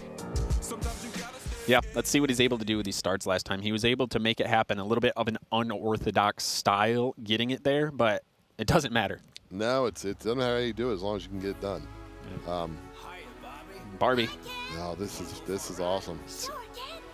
I've had enough Barbie, I think. I have nothing against Trent at this point, but maybe we can, if he moves on from this, let's give him Florida. I think we should. Yeah. I think he's definitely would have earned it if that's the case. The fans are eating it up, though. Yeah. Oh, now let's see if the elbow button. There's a little more respect between these two. He has to respect him. He has to go live with him and hang out with him. Yeah. The question is, if Trent wins, will the locks be changed? Yeah. Depends how he wins. That's right, exactly. Here we go for round 1. Trent Lau versus Cory Texter. Again, getting a little bit of an unorthodox style in a turn 1, but grabs the whole shot and is able to open up a little bit of gap. If he keeps doing that, the no-footed hole shot move may become something in this series. Oh, it looks like Trent's starting to try to put up the inside. Cory's going to try to protect the line. Cory's really good at holding the bottom. From all the experience I have racing against him, you're going to have he doesn't make a lot of mistakes. No. And Trent looked like he was going to try to go around the high side. Cory's holding that line tight. Got one more lap to go in this race. Cory really, really holding down the inside line very well, especially through. I haven't seen anyone be able to go in that low and hold the bottom line through the whole corner, but I think his entry speed is lower, which he's compensating for that to try to stay low through the whole corner. Leg off again, but that was a tight win. I wouldn't be celebrating too much yet. And a lot of respect between these two. I think Trent appreciates what Cory's been able to do for him, but that does not mean that Trent's not going to show him a wheel if there's the opportunity. No. Yeah. Yeah, the two-footed wheelie hole shot. That is yeah. If it works, I can't. Yeah. If it's working, exactly. The question gonna be if he does it again, then it's by design. Yeah. Yeah. After this, though, if Cory wins this, he needs to go back to Trent and be like, "Hey, buddy, we're gonna have to work on these starts because you should not be going into the corner second after all that." Yeah. Let's see what happens again. Round 2, let's see if Cory Texter can finish it off in 2, but Trent Lau is able to get the start there. He edges him out. This is the first time Cory's been in second. It is. So now it's going to be, can Cory find a way to get down below it? The thing with that is I think Trent took notes, and so I think Trent's going to try to mimic what Cory did in that first race. But Cory's not going to make it easy. He's going to try to go underneath it. No, and I think Cory's got a tighter line, but Trent's actually able to do the same line. Yeah, it's going to be very tough for Cory. He's going to have to try to get a run off of 4 here, but man, you haven't seen a lot of runs. Pretty much every pass tonight's been through a mistake. It has been. So can Cory pressure Trent to make him say, oh, a little bit there, but not much room. Nope, he doesn't move up the track at all, which gives nothing for Cory to take. This is the last lap. Going through 3 and 4, it looks like it's probably going to end like this, and we're going to go to round 3 between the student and the teacher. Yes, yeah, this is racing his best, and it looks like Trent has calmed himself a little bit after the last bump and go that he had to deal with. I think he knows racing with Cory that will not happen, so you can ride a little more comfort zone there. But with that said, race 3, one of these guys will have the bragging rights and the song to go on to the next round. I'm interested to see where Cory's going to start because Trent had the first pick in that one. Yeah, Cory got a lot looser off the start that time. His back end broke loose, so. Well, yeah, I think Cory's going to have to go below him, but we'll see where he lines up. Yeah, exactly. Yeah. I think that was the smart decision because even if you don't get the start, you can take the jab into turn 1 there. You have enough room to push him out. But Cory Texter with a good jump. It still gets a little bit of a wheelie, but Trent will get a better start. It's time for Cory to go to work. It's go time. Might be time to put the promoter hat on unless he can figure something out in the next 2 laps. Well, it looks like Trent is starting to get some traction. Got a little room over Cory. And Cory Texter, bike gets loose over those bumps going into turn 1 and never able to recover. Cory has nothing to be disappointed about, nothing to be ashamed on this one. He went out, and I wouldn't say no one expected. Cory's a heck of a rider. People have to expect him to do well. But it shows Cory's talent, how loose it is in that turn 1. Yep.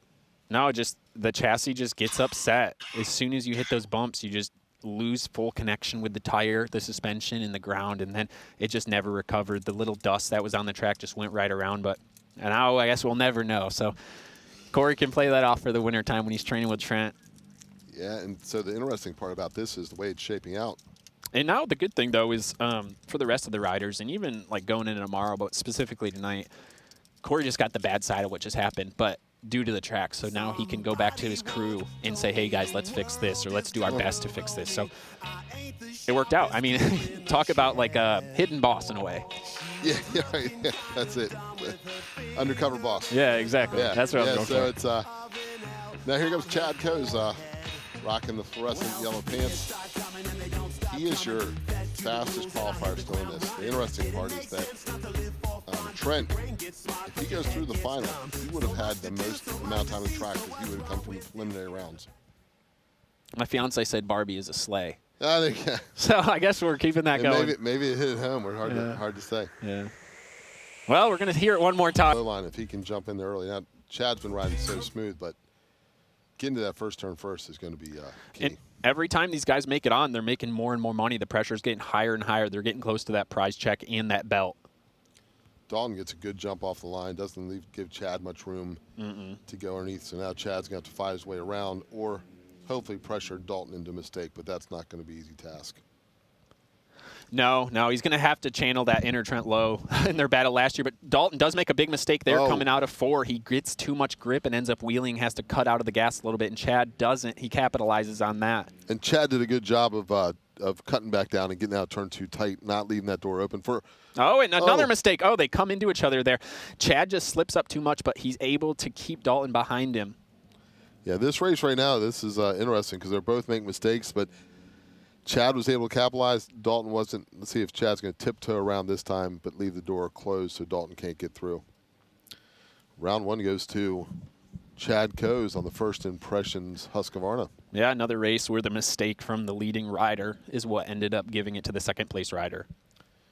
Yeah, Dalton just let it step out a little bit, get that bike unsettled, and Chad had them. Look at the momentum. Chad's coming through the inside. Dalton did a dang good job at keeping the momentum going through that wheelie. But it's just you have to eventually chop out of it just a tish. Yeah. And then Chad there through that mistake just keeps it going. Yeah, when Chad made his mistake, he leaned in and dropped back in and didn't leave any room to go through. Yeah. The only thing that can happen then is the rider behind you knocks you both down. There's nowhere to go. Yeah. And Race then we 2. would have had a foot race. That's but it, here we exactly. go into the second round. Chad Coase grabbing that whole shot, looking to close this thing out in 2.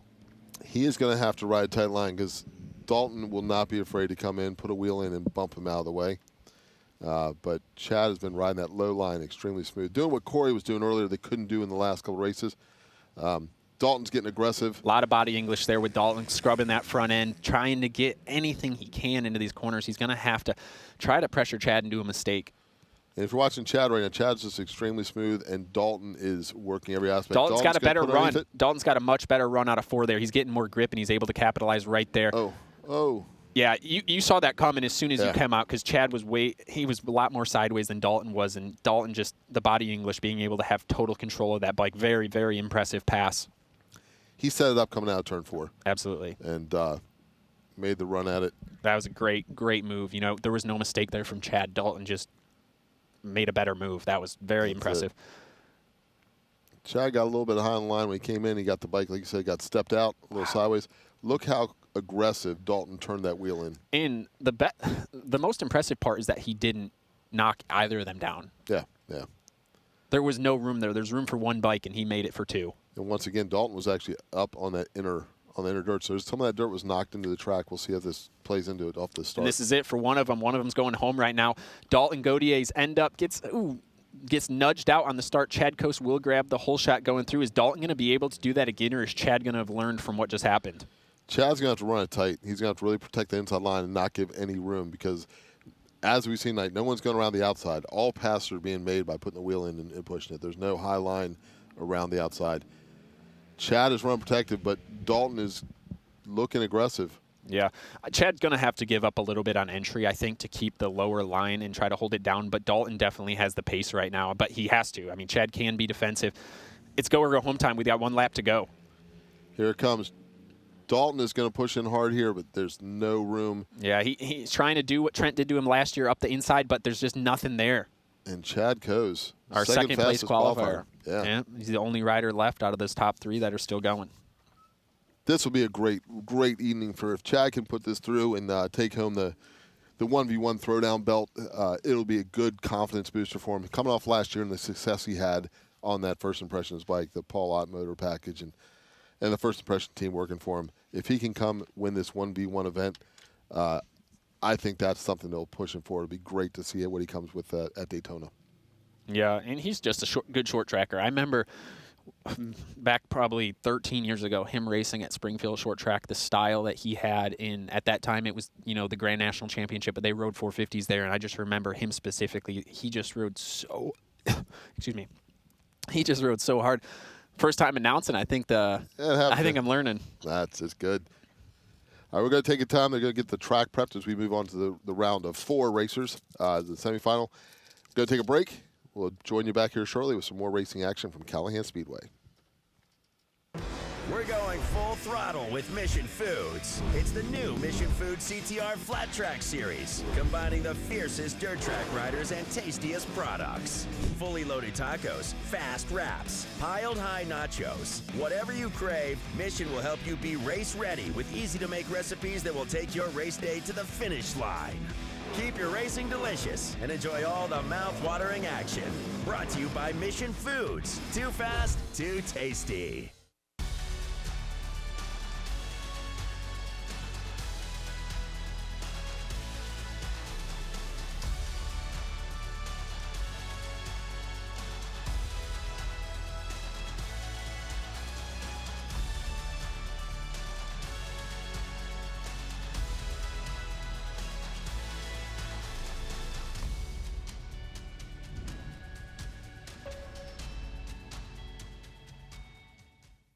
Some say history repeats itself. And to that we say, good. Introducing the all-new Indian Scout.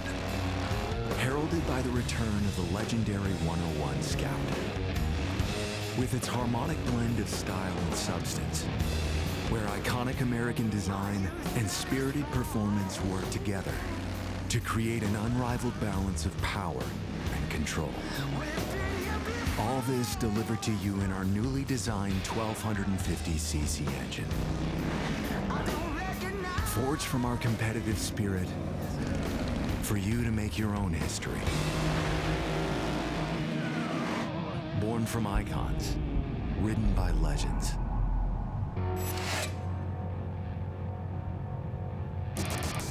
The all-new Indian Scout.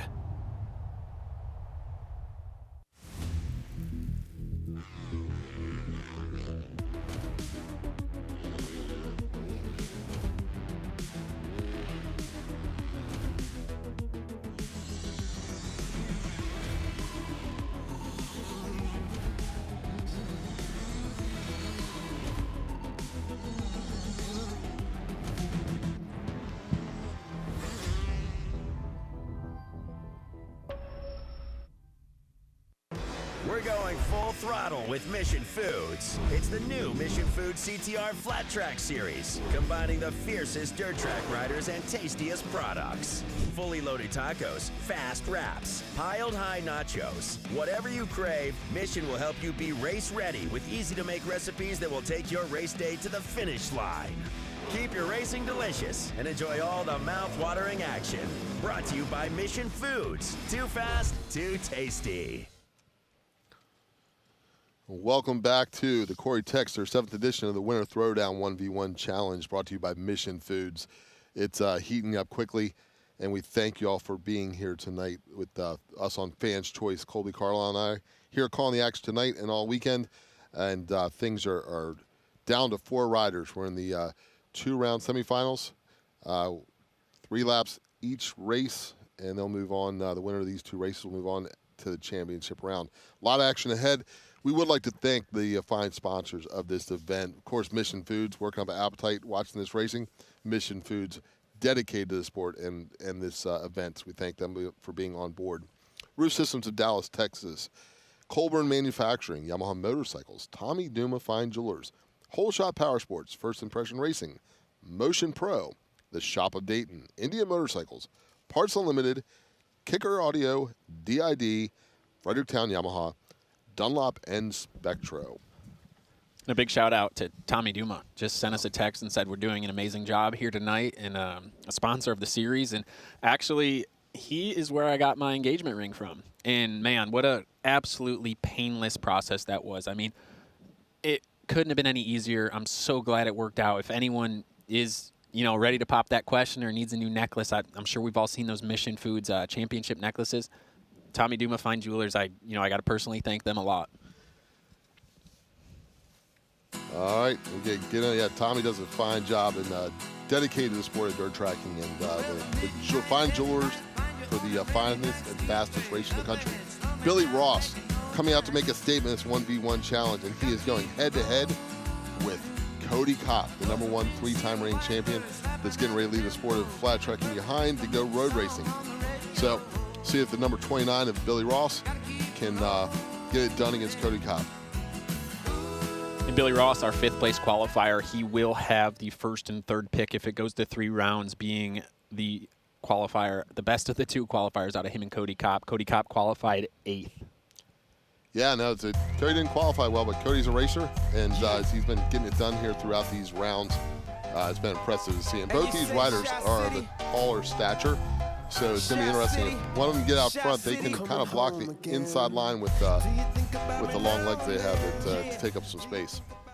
Interesting choice there, too. Billy Ross being defensive and smart, taking up the entire groove, not allowing Cody to get on half of the groove. Cody does elect to burn the tire off a little bit, get it warm for the first race here in round 1. Let's see how it goes. Cody off the line quick, gets in tight, but as we've seen in the past, Billy's not been afraid to get on the inner berm to work it in. But Cody has been on rails. He is trying to set sail, putting that number 1 plate out front where it's been repetitively year after year. This is the semifinals. It's time. Then whoever wins these rounds is going to the finals. You know, the 1v1 winner throwdown champion is getting closer and closer, and Cody Kopp is looking to make his way, punch his ticket right to the finals. Yeah, and Billy Ross got a little unsettled coming out of turn 4, open up the gap. All Cody has to do is keep holding that line, and he'll get this first race win out of the way. And, of course, we got 2 more turns left. Nothing's done until it's done. But right now, it does look like Cody has control of this first race. That hole going into turn 1 just keeps getting deeper and deeper, and you can see these guys tiptoeing through it, like on Cody Kopp's last lap there with white flag. The bike is getting so upset when they're working their through it. So they're going to have to start slowing down a little bit to allow the chassis to soak that bump up. Yeah, and Cody got off the line quick there, was able to shut down Billy coming into turn 1, which was key. If anything, that's kind of set the race up for the rest of the laps. In the advantage here, Cody Kopp has the first pick. So he's going to elect to go exactly where Billy Ross was. He gave him a little bit of groove there, Billy does, so let's see if he's able to take advantage of that at all, or if Cody's able to lock this down. Cody does grab the initial jump. We're going to see if Billy does that trick up the inside on the berm, but so far Cody Kopp has complete control of this race. I think Cody was paying attention. Cody saw what Billy was able to do on the inside and was not even going to give him the opportunity to get there. That said, Billy's not going to go down easy. He does not want to go home, and he is going to keep the pressure on Cody straight through. If he can beat Cody in this round, they'll have another 3rd race to move on to the opportunity to move forward. But right now, Cody Kopp holding down the front and Billy Ross chasing to try to make a move. Billy's not giving it up. If Cody makes one little bobble, we got the white flag, 1 lap to go, or Billy Ross's night is over. His biggest advantage has been going into turn 1, so he's going to have to try something. He gets a little frustrated there on the backstretch, trying to get the chicken wing going, but it looks like Cody Kopp has got this one signed, sealed, and delivered right to the finals. That was close. That may be one of the closest finishes of the night with wheel to wheel. There was not much room there. Cody Kopp taking the number 1 plate to the great night for Billy. Round. Yeah. Now, Billy has nothing to be afraid of. He's going home with some envelope, taking home some money. It's, great you night can't for give Billy. anything up to Cody. If you give Cody the slice bit edge, he's going to take it, and that's why he has multiple championships under his belt. An underrated rider, really. Billy Ross is completely under the radar. Not a lot, just a quiet rider, not huge on the social media, but, at 2 times now at New York Short Track, the National, he's been able to sneak up. Yeah, no, he shows up to race. Yeah, oh yeah. It's nice. Hats off. All right, the 48 and the 49 coming out on the track for this next 1v1 race. One of these 2 guys will be going up to face the championship race against Cody Kopp. Chad Coe's rolling out once again that First Impressions. Like the First Impressions being a sponsors of the event, definitely love to see one of the riders in that championship round. Yeah, and Eric Hoyt here ready to celebrate if Chad Coase is able to take this to the finale. Chad, I think tonight his success has just been based off his smoothness. It has been, he has put the bike where he wanted to go, and it's been, if it's been a textbook night to watch from, Chad has put on the textbook. And then you got the aggression of Trendler. He's had to work for every win he's got through here and made it the long way. And he's sticking with Barbie. Barbie's working for him. He's taking it all the way to the last race if he can. Well, when you talk smack to Cory and you guys both go for the same song, you're paying the price. And Cory's not going to take that away. No. I guess will we hear Barbie one more time tonight, or will Barbie be going home? That's the question. Here we go. Let's get ready to go green. Chad's got the line. Yeah, even off the start, but Chad just having the inside position. That's why it's so important. Chad being the second qualifier here tonight. Trent Lowe crawled his way all the way up from the 14th qualifying spot. He's done every race tonight to make it here to the semifinals, and hopefully he's hoping to punch his ticket just like Cody Kopp just did. Chad's not going to make it easy. Chad is riding a flawless race. Nope. He is hitting his marks, and this is a steel frame up against the aluminum frame of the Honda, so it's interesting to see how these bikes will handle the changing condition of the track. Chad has that first impressions Husqvarna set up. It looks settled through the corners, and he's just going to take home this first win. Trent is going to have to get a little more aggressive on the start of the next race if he wants a shot at the 1v1 championship belt. Yeah, Chad just has a little bit of pace there, and a hats off to Ashley Krupenbacher and Andrew Butler over there in the first impressions pit, getting Chad as comfortable as he is tonight. They're putting the work in, and it's starting to pay off. And that's a team that is crawled and scraped and gotten up to where they are, put together the effort, very professional. It'll be good to see some results come from them. Now, it'll be interesting to see if Chad goes below him here to try to take the control of going into the first corner, but Chad does elect to go up above, kind of on the top of the groove there.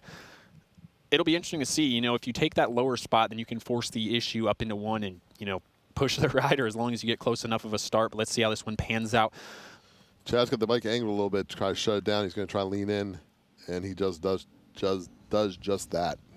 Yeah, Trent tried to get a little bit aggressive with him off the start, but Chad doesn't fall for it at all, and he's able to grab the whole shot here. And if he's able to do what he did in that last race, he's going to walk away with it. You just got a little bit of pace on Trent Lowe. But, yeah, it's interesting that 3 out of the 4 bikes in these semifinals have all been an Austrian brand steel frame. I think that the track setup tonight definitely to the advantage of the steel frame Austrian bikes. I would think so. Just whenever I rode them, I always felt like I just had a little bit more grip on these clay tracks, especially when it gets this much rubber down. Yeah. And I'm going to tell you, Chad, going to work.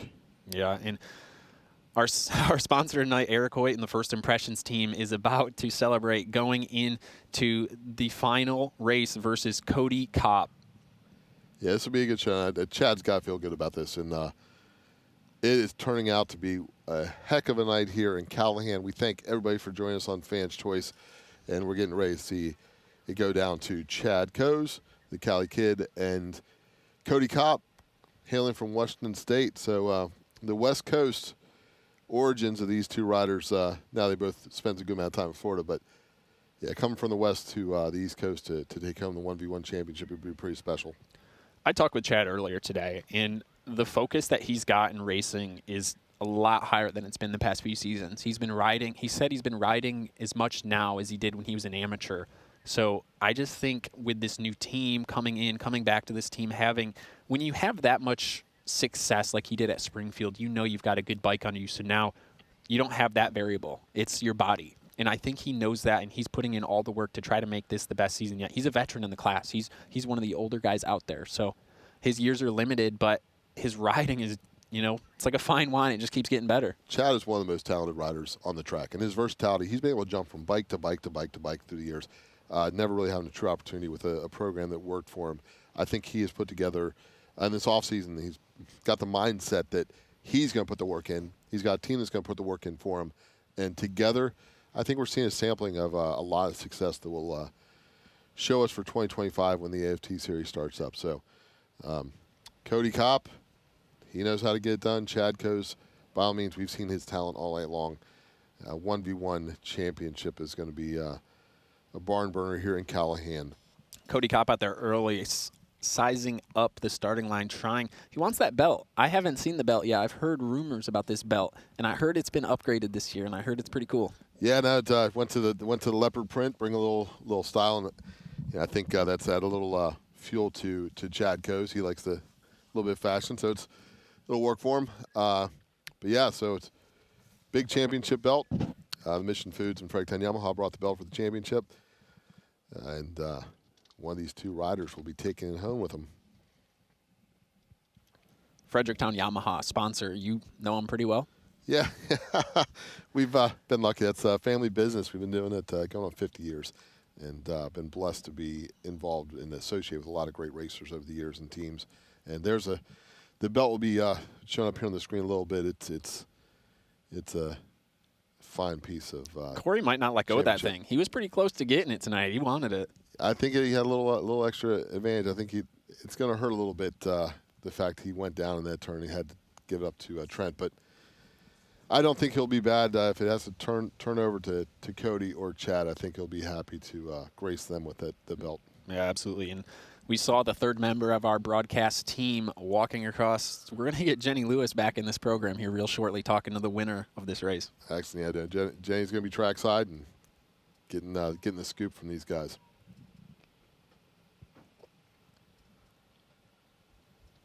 Once again, we'd like to thank everybody for joining us on Fan Choice. We got more racing coming to you, so make sure you join us tomorrow. Racing will start early, and we get to see some of the future stars of the sport. Amateur national champions that compete, people from all over the world coming here to make their mark. We just saw Cory Texter, the promoter, out there racing, and tomorrow we'll see his son Cruz, the next generation of Texter, to hit the track, and he'll be one to watch as he goes through. What a fun night. It's couldn't be much better. It's going to pave the way for another great day of racing tomorrow. But this 1v1 race is so special because you don't see it anywhere else. This is something that Cory came up with. The riders embrace it, and as you can see it may be a one-off event, but they don't leave anything on the track. They all want a piece of that the action, both the payout, the envelopes, and then the championship belt to take home and hang on the wall. Yeah, nonstop action too. Like all night, they've been cruising through this program. There's been no downtime, and the racing's been good. I mean, for a track that is, you would say one line because the groove is so locked down. There's been a lot of passing tonight in these bumps. I said it early in the day. I think if the track gets a little bit rough, we're going to have a bit more interesting racing because it makes these riders decide, do I want to be a bit more defensive or do I want to push hard and risk a mistake? As we've seen, with where the bump is where you need to be. So as if they leave that door open, someone will go through it. Now, with that said, the two riders that are in this head-to-head are probably been the two smoothest riders on the track tonight through all the rounds. And it's an example of why they're here, but it's also going to be interesting to see how they stack up against one another. And will this be a first-time winner of the Winter Throwdown? Has Cody Kopp ever won this event? No. Cody struggled last year and the year before, and Chad showed up last year and was on Cory Texter's framer and was doing pretty amazing. Won the first round. Second round, he started trying the bike, got a little loose. Went to the third round. Turned out he had a flat rear tire. So he tried to do it with no air in the rear tire, and that didn't work. My dad will like this. Back, we were at DeCoin Indoor, and Chad Coast was there, and Chad was running a little bit of a loose program. A lot of us pro flat trackers do. And Chad forgot to bring a boot. So he had to borrow someone's boot. But this boot he was borrowing was, say, like a size 10, and Chad was like an 8, maybe 7 or whatever. And my dad lent him a couple socks. And Chad never gave the sock back to my dad. And my dad never forgot this. My dad still probably wants this sock. That's awesome. Well, maybe Chad will have to send the sock home with you. Yeah, it's funny how it works. We'd like to thank y'all once again being here. Colby and I are excited to call this race between Cody and Chad. So. Yeah, absolutely. And just for anyone that hasn't seen yet, the racing is going to be 2 events tomorrow. The weather on Saturday is a bit too inclement. The risk is too high for it to get rained out. So the Cory Texter Promotions team has decided to move both events to tomorrow. So if you're at work, it's a Friday, throw it on the TV, and you've got action all day long. Yeah, no, Cory is committed to bringing the racers racing. They've made the trip here. They're getting track time. Double down is going to be a little extra work for the staff, but you usually have to pay double for that kind of action. In this case, your one fee will get you a lot of racing tomorrow, and so we look forward to having you back tomorrow. We're going to hit it early. Going to run through practice qualifiers, heats, first set of mains, knock it back out, probably drop the practice down, do some qualifying times, heats, and then races. So a double program tomorrow, sun up to sundown, past the sundown, and a lot of racing tomorrow. Could be a late night. I'm not sure yet, but the team here is so efficient. They run such a good program. The weather should be good. It's going to be an early morning, a long day for us. A lot of throat lozenges to keep the voice going.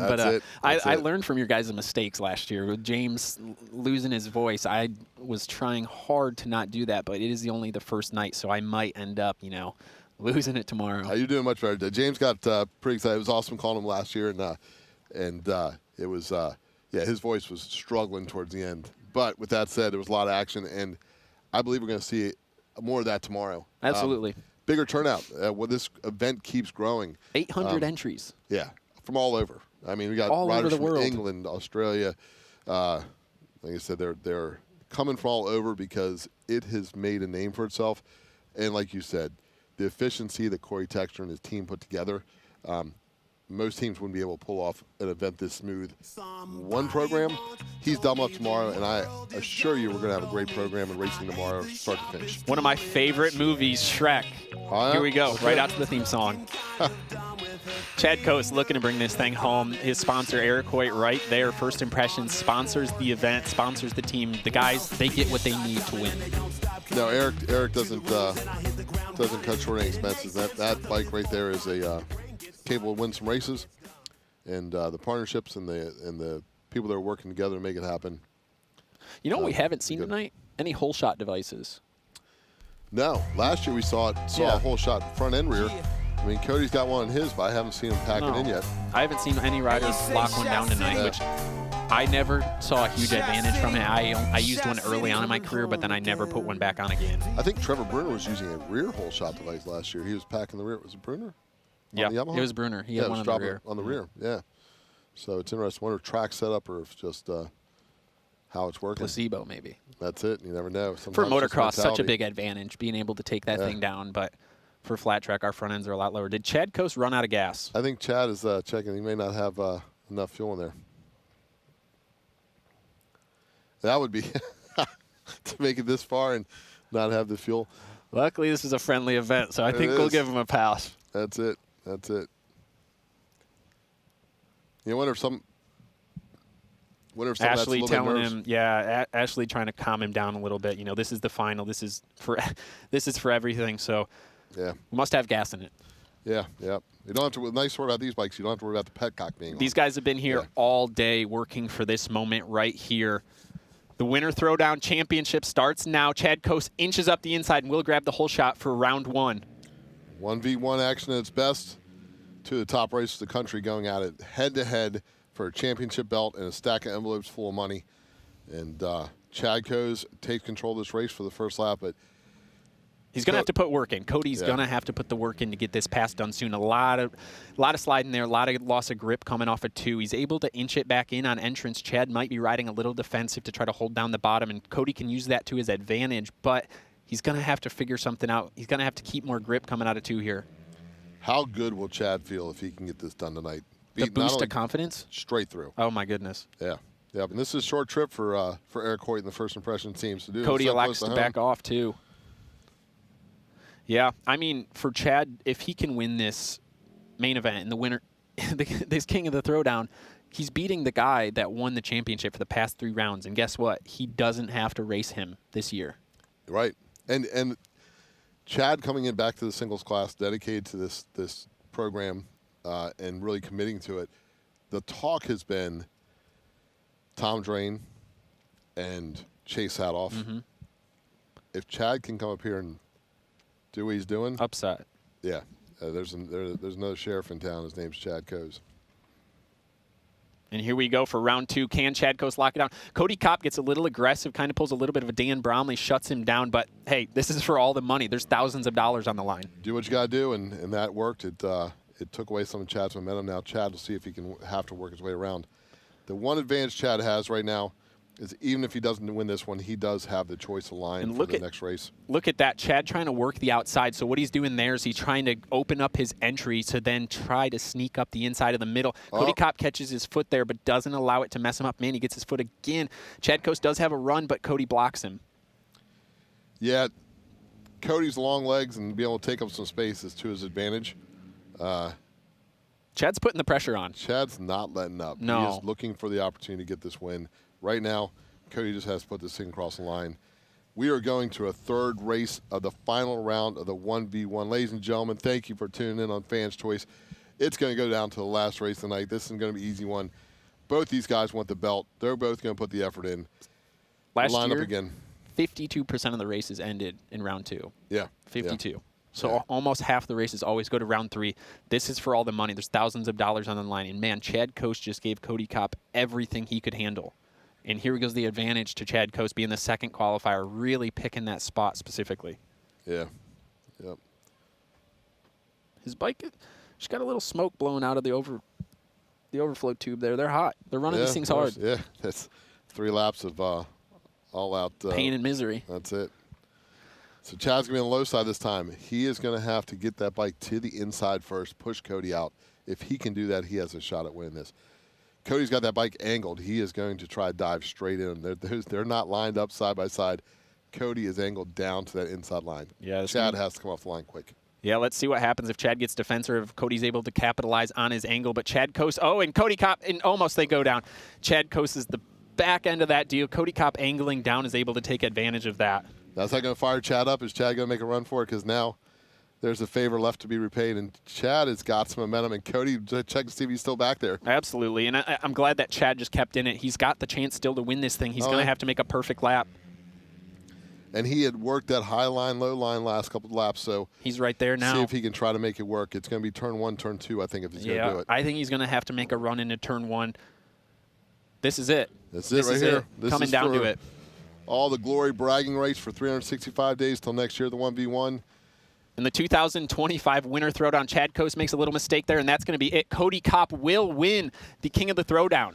He's going home with a belt, a stack of money, and a little more bragging rights, saying this #1 plate isn't by accident. 3 years in a row, and looks like left a little mark. Tore all love. Yeah, I think tore his jersey up.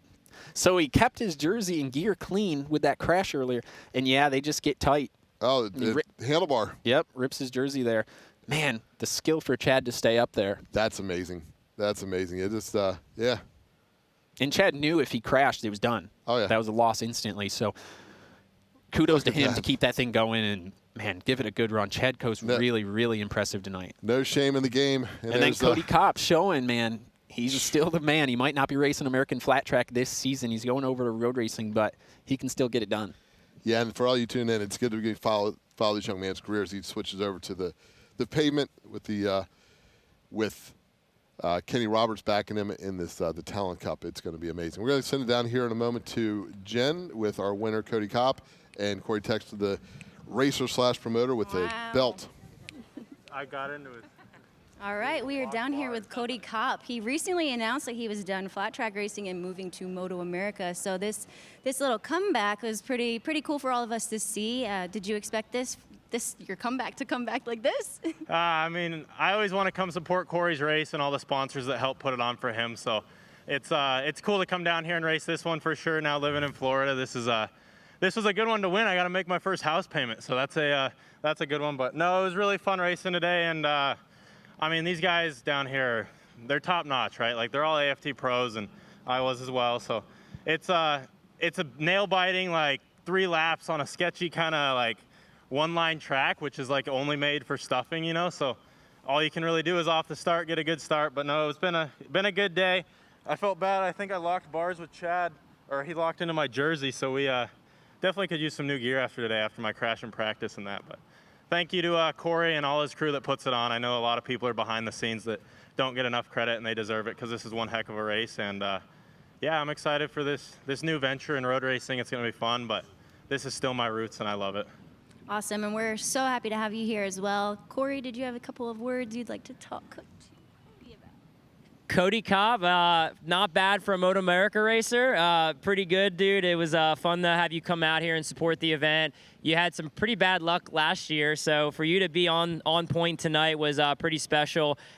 We have the King of Throwdown belt, sponsored by Fredericktown Yamaha, and our main sponsor, Mission Foods. Enjoy it, dude. And you got to come back next year and defend it.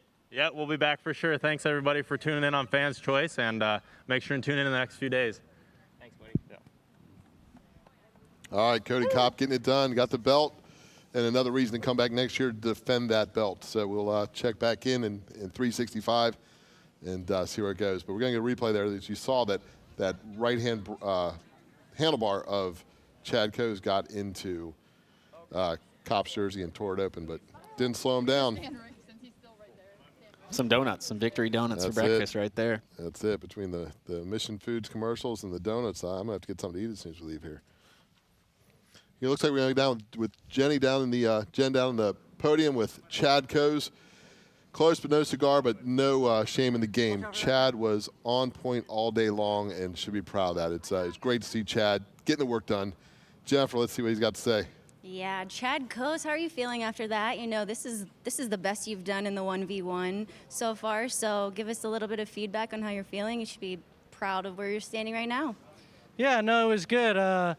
It's a testament to the team and kind of what we've been doing this offseason. So, yeah, we're happy with where we're at. It's funny. It's like the further you get to the front, the more unsatisfied you get with a second. But obviously, Cody's super crafty. He was pulling out all of his dad's tricks, kicking the rocks up in the corners, and obviously a really good hole shotter, so I knew that was going to be tough. But, hey, we went tooth and nail, and he came out on top. But more importantly, I just want to thank my mechanic, Ashley, my whole crew, Eric, First Impressions for bringing me back on. We're putting in the necessary work this off season to be good for the AFT series. So as long as we keep chipping away, I think we'll be good. Also, shout out to Paul Ott and James Ott. They have a lot of R&D that put us in a good spot. So I just got to give it up to the team and keep riding hard. Awesome. Great to see you up here, and hope to see you there tomorrow. Thank you, Jen. Jen, we looking forward to seeing you here tomorrow. It's been a great night of racing here at Callahan Speedway. Colby, thank you for joining me in the booth, and we're going to do this again tomorrow, so people join in on Fans' Choice. There'll be more racing, a whole new set of racers for a full day of racing. Absolutely, and it's interesting. Chad Coase, it's not often that you see a guy qualify in second and finish in second. Man, he had, second was his number tonight, and no, it's been an honor to be here with you, Ian, tonight, and man, the racing's been fantastic, and we've got a full another day of it tomorrow. Yes, we do, and so we're glad to have everybody here for the Cory Texter Racing Missions Food Race Series starting out in Florida for the winter Throwdown. Thanks for joining us on Fans' Choice and all the fine sponsors, and for myself, for Colby Carlisle and Jen Lewis, thanks for joining us, and we will see you again tomorrow. Have a great night.